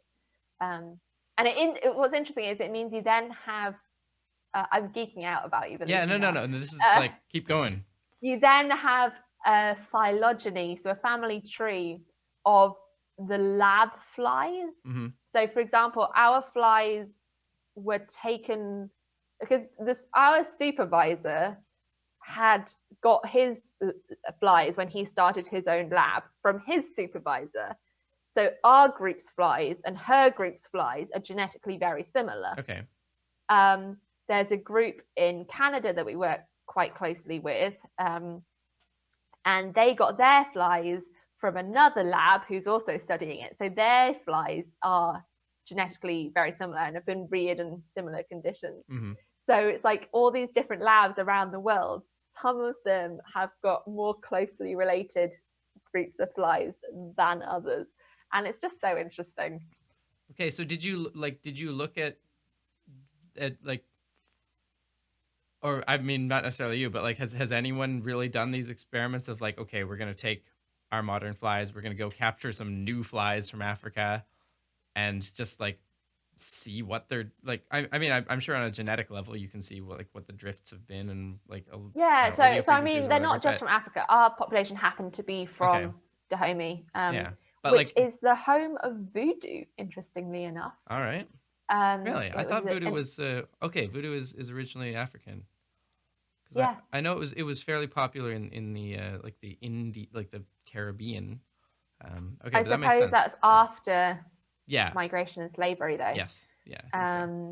So yeah, the Kingdom of Dahomey is where our flies are from. Okay. In modern day Sudan. I can't remember. The fly population is called Dahomey, which is why we name it that. So very surprisingly few people have studied wildflies, in part because when you're used to studying lab flies, they're a right diva. They're such a pain in the arse to do. Like, you got to collect them, and a big part of it is when you take a wildfly and you test it against a lab fly under lab conditions. Right. Quite unfair because you're testing a lab fly in the conditions it's used to. I mean, you're not trying to necessarily be fair to the fly. You're just trying to see what the differences are, right? Yeah. So genetically, you can do genetic differences, and there has been that. So I study behavior. Mm-hmm. So I am looking at the behavior of these flies, and so you will have this short period of time where, in maybe 3 or 4 generations, so that's 2 months. Mm-hmm. You get this incredible amount of evolution of these wildflies. So although we know a bit about wildflies, there's been not a huge amount done. And most of my thesis is saying, this was a really fun experiment to do in the lab. Someone else should replicate it on wildflies and see whether that holds up or not. But it is... such a hard it's a much harder thing to do. It takes more time, it takes more resources. From a scientific perspective, the results are much less predictable. So you might be spending 6 months and not get data that's usable at the end of it. So a PhD student is less likely to do that because obviously they want to have usable data at the end of it, even if it's a null hypothesis, like even if it's a boring result, you still need usable data to get a boring result. Whereas working on wild stuff, you might just not get anything of use. But what might be completely different? Like what would be the most likely thing? So for example, are you aware of this like mild drama in the like sort of internet evolutionary space with the Weinstein brothers? Do you know who Brett Weinstein is? Okay, no. so there's I am so bad at keeping up with drama. So levels of internet culture, there are these kind of, I don't know, like there's this kind of a whole subculture of the internet based around like the Joe Rogan podcast and the types of intellectuals that he has on. What's the Joe Rogan podcast? Okay. Is this like skeptics? No, it's not skeptics. It's these people who are part of this like intellectual dark web type thing. I don't know. They have terms for themselves, and there's a whole bunch of stuff. I'm the sort of person that to find the dark web, I would Google search how to find the dark web. Yeah, well, like I think Sam Harris is probably like the most well known of kind of this circle. Okay, so a bit of intellectual snobbery in A little. there. Well, it's like people who, for one reason or another, are not in the, like, they're kind of outside like the mainstream intellectual things, and they have some, they tend to be fairly loud personalities that, speak a little faster than they think, or like will Yeah. make claims that you're not quite sure of. But so one of them is this professor named Brett Weinstein, who was like an evolutionary theorist and had some drama at a college, and there was a whole thing. But they there was a discovery, or like a hypothesis that he came up with. This is the story. There's a bunch of drama about like who thought of it first and whatever. But the gist of it is basically the same thing you're talking about, but with lab mice. So the like there was, apparently, this is the story that I don't know the inside of because I've just heard this one podcast and I'm not in the evolutionary world, right? That it is apparently well known. You can check this for me, that like lab mice have incredibly long telomeres, like much longer than most other mice, and that it was presumed that it's just a thing that mice are, right? That like mice have long telomeres. We don't know why, but they do, and we deal with it. And then someone actually bothered to check, wait a second, is this lab mice or is this all mice? And it turns out that, wild type mice, their telomeres are just, they're just fine. They're normal length. But mice within laboratories, because they, they're selected early, similarly to this Drosophila thing, their telomeres have just grown without limit because it's prioritizing like, regeneration and like, productivity early on that you can breed the next generation. And they all die of cancer. Because there's no like age, there's no selection on like removing the like late aging effects, the problems with having super long telomeres that just mean you can replicate out of control.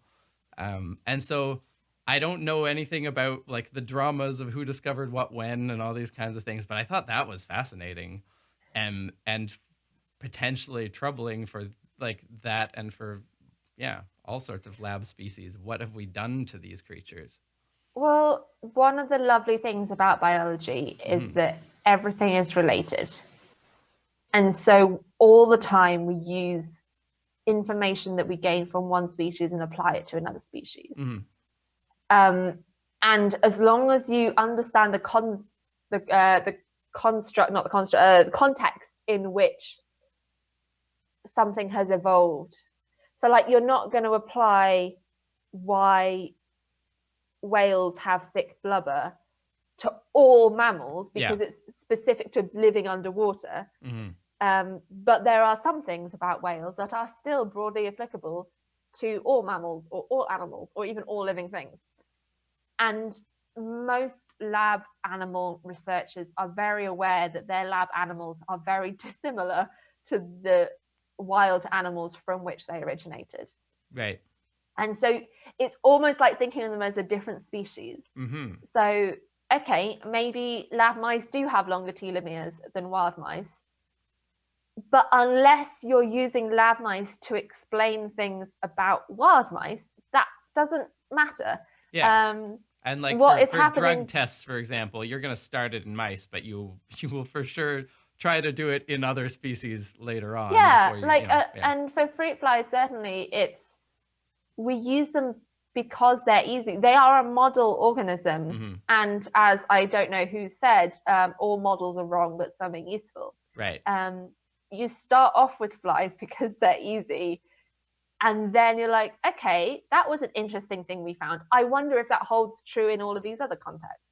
And so in the example of mice, you might be like, well, we found this in lab mice. I wonder if that's true. And the next place you look is in wild mice, because then if it holds true in lab mice and wild mice, it goes on. So yes, there are huge differences between the lab population and the wild population. Most of the times we're very aware of that. And when you are trying to apply lab findings to wild behavior, so for example, because I study behavior is so intrinsically linked to the ecology of the animal. So what is its life cycle? What is its environment? Who does it compete with? How does it struggle to reproduce?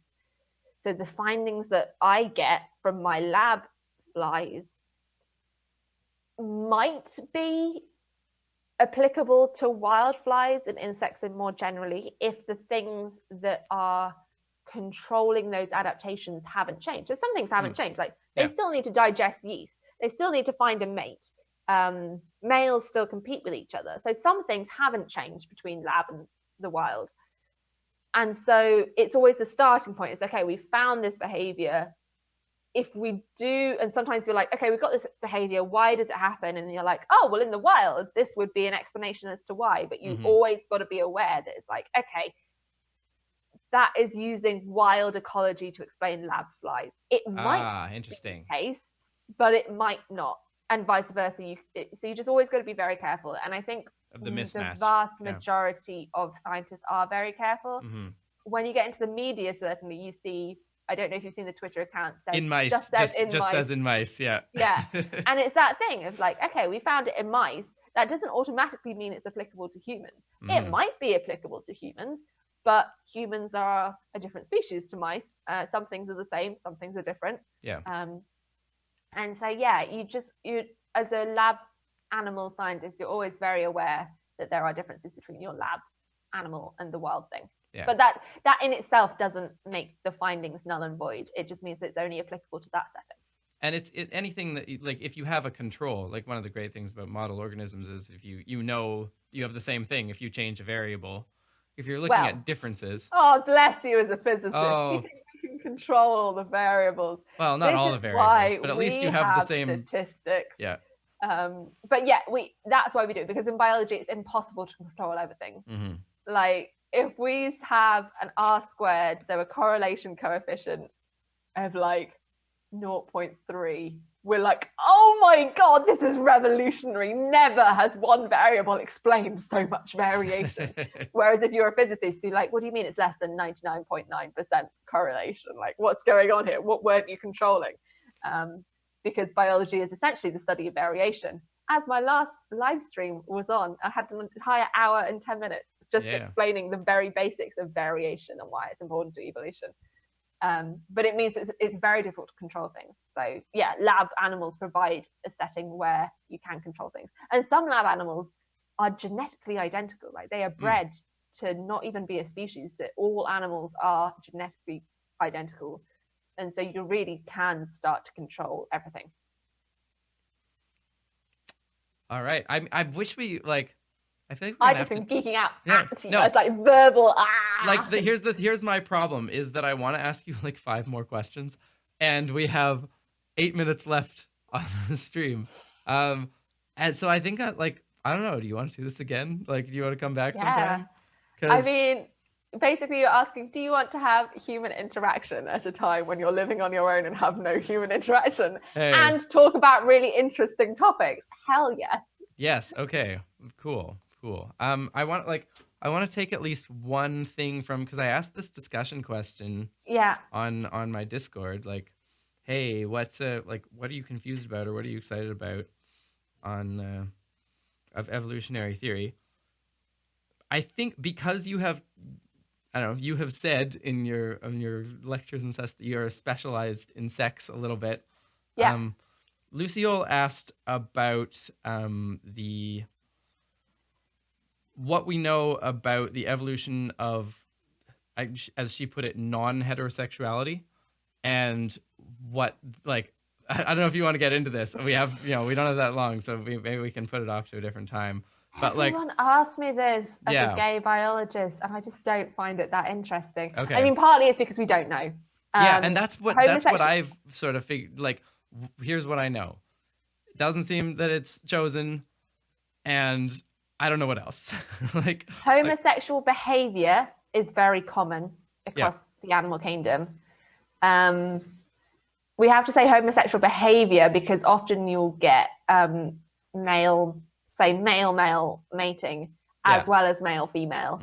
We typically only look at male-male stuff because in a lot of animals, males have the more prominent mating displays. So it's very easy to see when a male is displaying to another male. It's quite hard to see when a female is, because females don't have the same displays. Okay. So if a female is attracted to another female, it's a lot harder to see, as is the case in the vast majority of biology. Female stuff just gets ignored. But it's just, we don't know a lot. There was a paper that came out maybe last year that didn't really do much except to reframe the question as why wouldn't we expect all animals to be bisexual? Okay. Why wouldn't we expect all animals to show mating behaviors towards both males and females? Yeah. And therefore, the question to ask is not why is there homosexual behavior, but why is there so little homosexual behavior?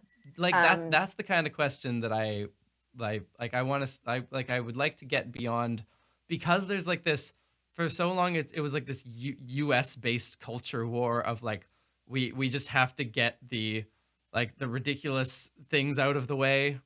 Like it's inhibitory for like the interesting questions. Like, okay, like Yeah. if we look over lots of species, what are the correlations between like, you know, And also, since when did we care about what happens in nature as to human morals? Yeah. Like, we as humans, by and large, think that homosexuality is fine and is a moral behavior, and just whether or not it happens in nature makes no real difference. For example, an entire chapter of my thesis is on cannibalism. Mm-hmm. Cannibalism is a super common behavior in the animal kingdom. Yeah. But we don't shape our human morals and our human society on, oh, well, cannibalism happens in nature, therefore it's obviously natural and fine in humans. It's so much of it is like, cultural baggage, right? It's like, what are the arguments right now that might convince the population, and here's how, like maybe we can frame it in this way to get people on board. There are gay giraffes. Does that make them more likely to accept gay people? Okay, maybe, but that's a really lame in terms of how to structure an argument. That's a really poor way to just do it because it's not harming anyone else. Just accept it for that reason. Yeah, like it like it's kind of scary for me to go there because like I'm aware that if like my actual moral position is that if homosexuality were 100% chosen, I also wouldn't care. But yeah, exactly. But the fact that if it were shown to be that, like real people's lives would be affected, you know, or even if there were like a component of like upbringing or early childhood or like whatever it was, you can't open up those questions because there's all this cultural baggage of like if people get an inch, then all the old prejudices come back, and I it's have like, seen a lot of articles all the on like why are we so keen to find a gay gene? Yeah. Why shouldn't people be able to choose to be gay? Like there's probably genetics behind why some people are more musical than others. I mean, you've certainly got people who are genetically tone deaf, but also we bring up our children, some of them to be more musical than others. Yeah. And just because part of being musical is a choice doesn't mean that therefore being musical is bad or wrong or we should stop. Like, but we've never had it, you know, we've never had exactly. There's none of that like, baggage that comes with it. Here's what. So in answer to the question, there certainly in species that have two sexes, which is the majority of animal species, there is same-sex behavior across like hundreds of them across different branches of the tree. So it's widespread.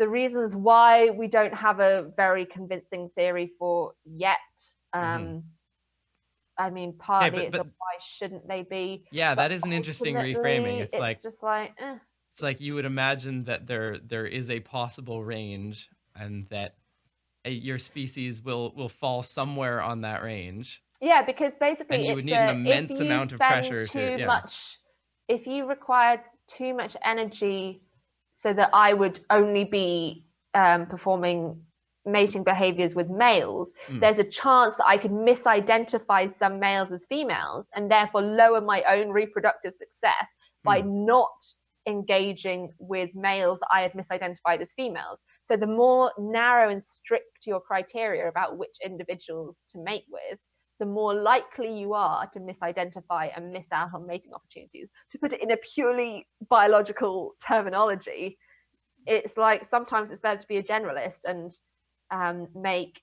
type 2 errors than to make type 1 errors. I may have got those. What's a type 2 error versus a type 1 so error? It's like Peter and the Wolf. Peter and the Wolf is first a type 1 error, then a type 2 error. So at first he cries wolf, but it's not. So it's a false positive. Okay. So that's a type 1. Then there was a wolf, but they didn't identify it as a wolf. So that's a type 2. So that's a false negative. Okay. So a type 1 error is when nothing is happening, but you think that something is. So that's what your p-value is for. Your 0.5% of the time, that will be the case. Okay. If you set p-value at 0.05. Your type 2 error is you failed to identify a real effect. Yeah. Basically, there's, and I mean, that's only in the species that have 2 sexes. There are plenty of species that have multiple sexes. There is sequential hermaphroditism. There is hermaphroditism based on temperature. I was learning about clownfish a little while ago. Those are it's an interesting story. It is. Fungi don't even have sexes per se. They have mating classes, and you can have like 120 mating classes within a species. Goodness. And as long as you're not mating within your own class, anything goes. So yeah, there's lots of sexual diversity in nature. But does that relate to humans? Who cares? I would love to get, because I feel like we're stuck with framing it as like justifying the existence of homosexuality all the time, and like it would be so much more interesting if like people could lay off this is unjustified, and then you could like get into like the dynamics and like from an evolutionary perspective, it is quite an interesting question to say, why do some animals choose this mating strategy over a different mating? Like if you just see them as alternate mating strategies, which happens all the time, it could be very interesting. But because there is so much baggage to it, it just puts you off even looking at the question. Yeah. And there are so many interesting questions that it's not like to not look at that question doesn't mean that there are no other good questions to look at. Well, thank you. Thanks for indulging the question again. That's all right. I do feel for you getting the same question all the time. I imagine it gets annoying. There are very few gay biologists on the internet. Yeah. In fact, there are very few queer scientists on the internet. So I don't get think Lucille. I'm not aware that Lucille knew that you were gay when she asked the question. I have no idea what she knew. Lucille, you can tell me in the chat if you were aware. But either way, it is. We are running over our time, and we still have to sing. We still have to sing a little bit. We got to sing about science. You're not making me sing though, right? Because we worked out that there's a delay. I gotta do the theme song. Okay. There's a theme song? You haven't stayed till the end of one of these streams, have you? It's 10 p.m. I don't normally stay to the stream this late. There's most definitely a theme song. All right, we're gonna kick off the theme song right now.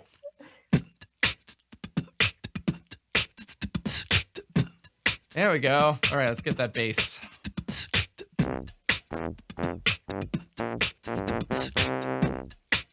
All right, and bring in the chords.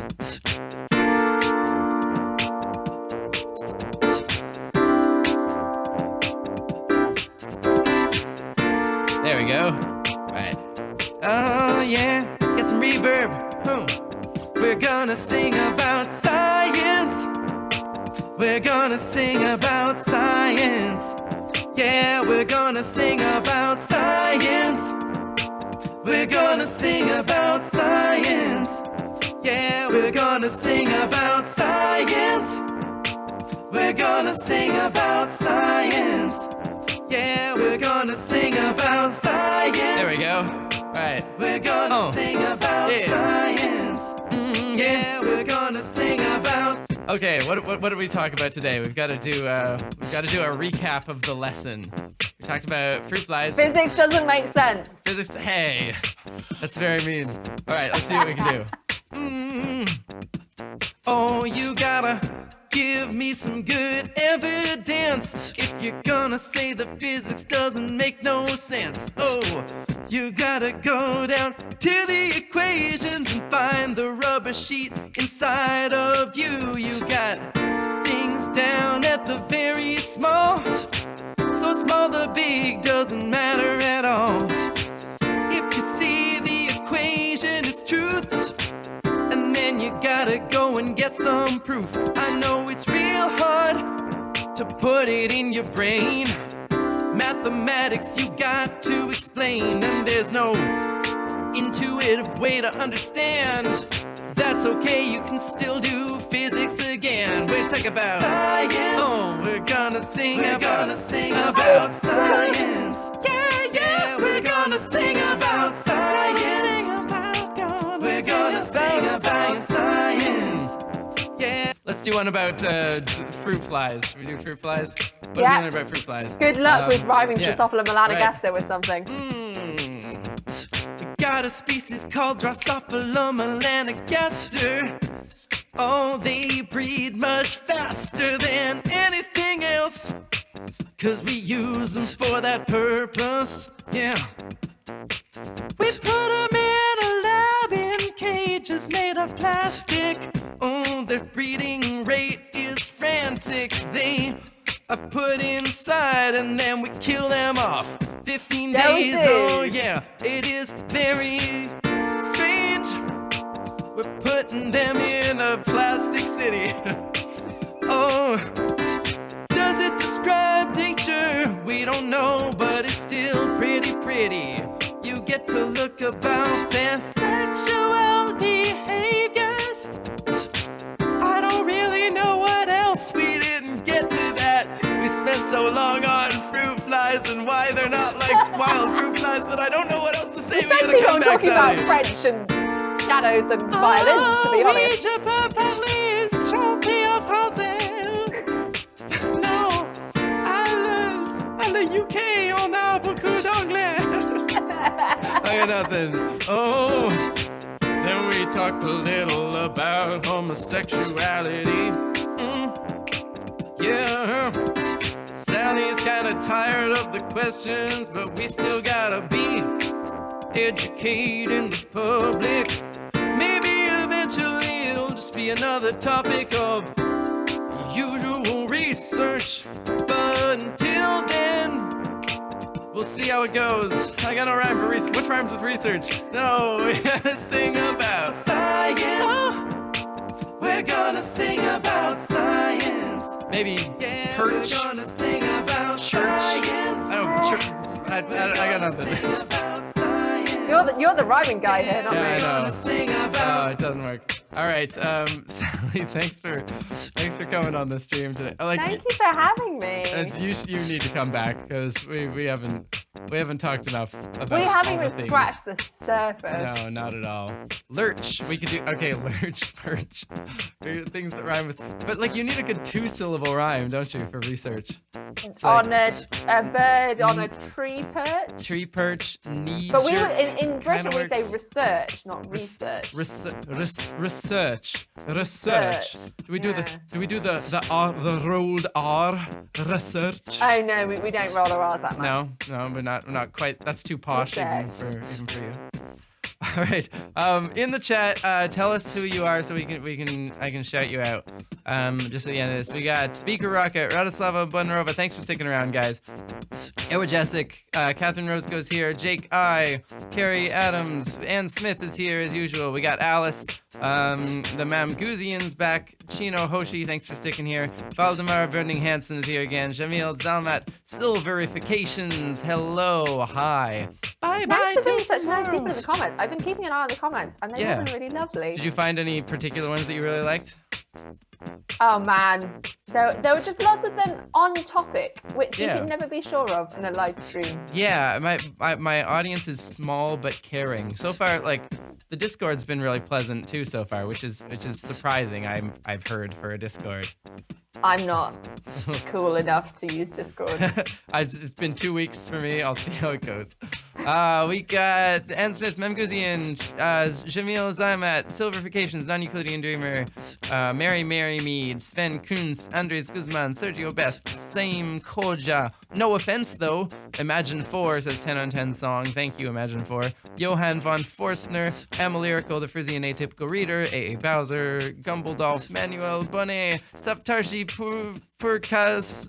I do so badly at any name that isn't like English.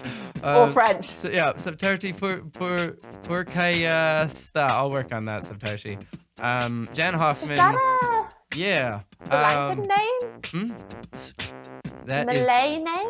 I am not sure. Pakayasa.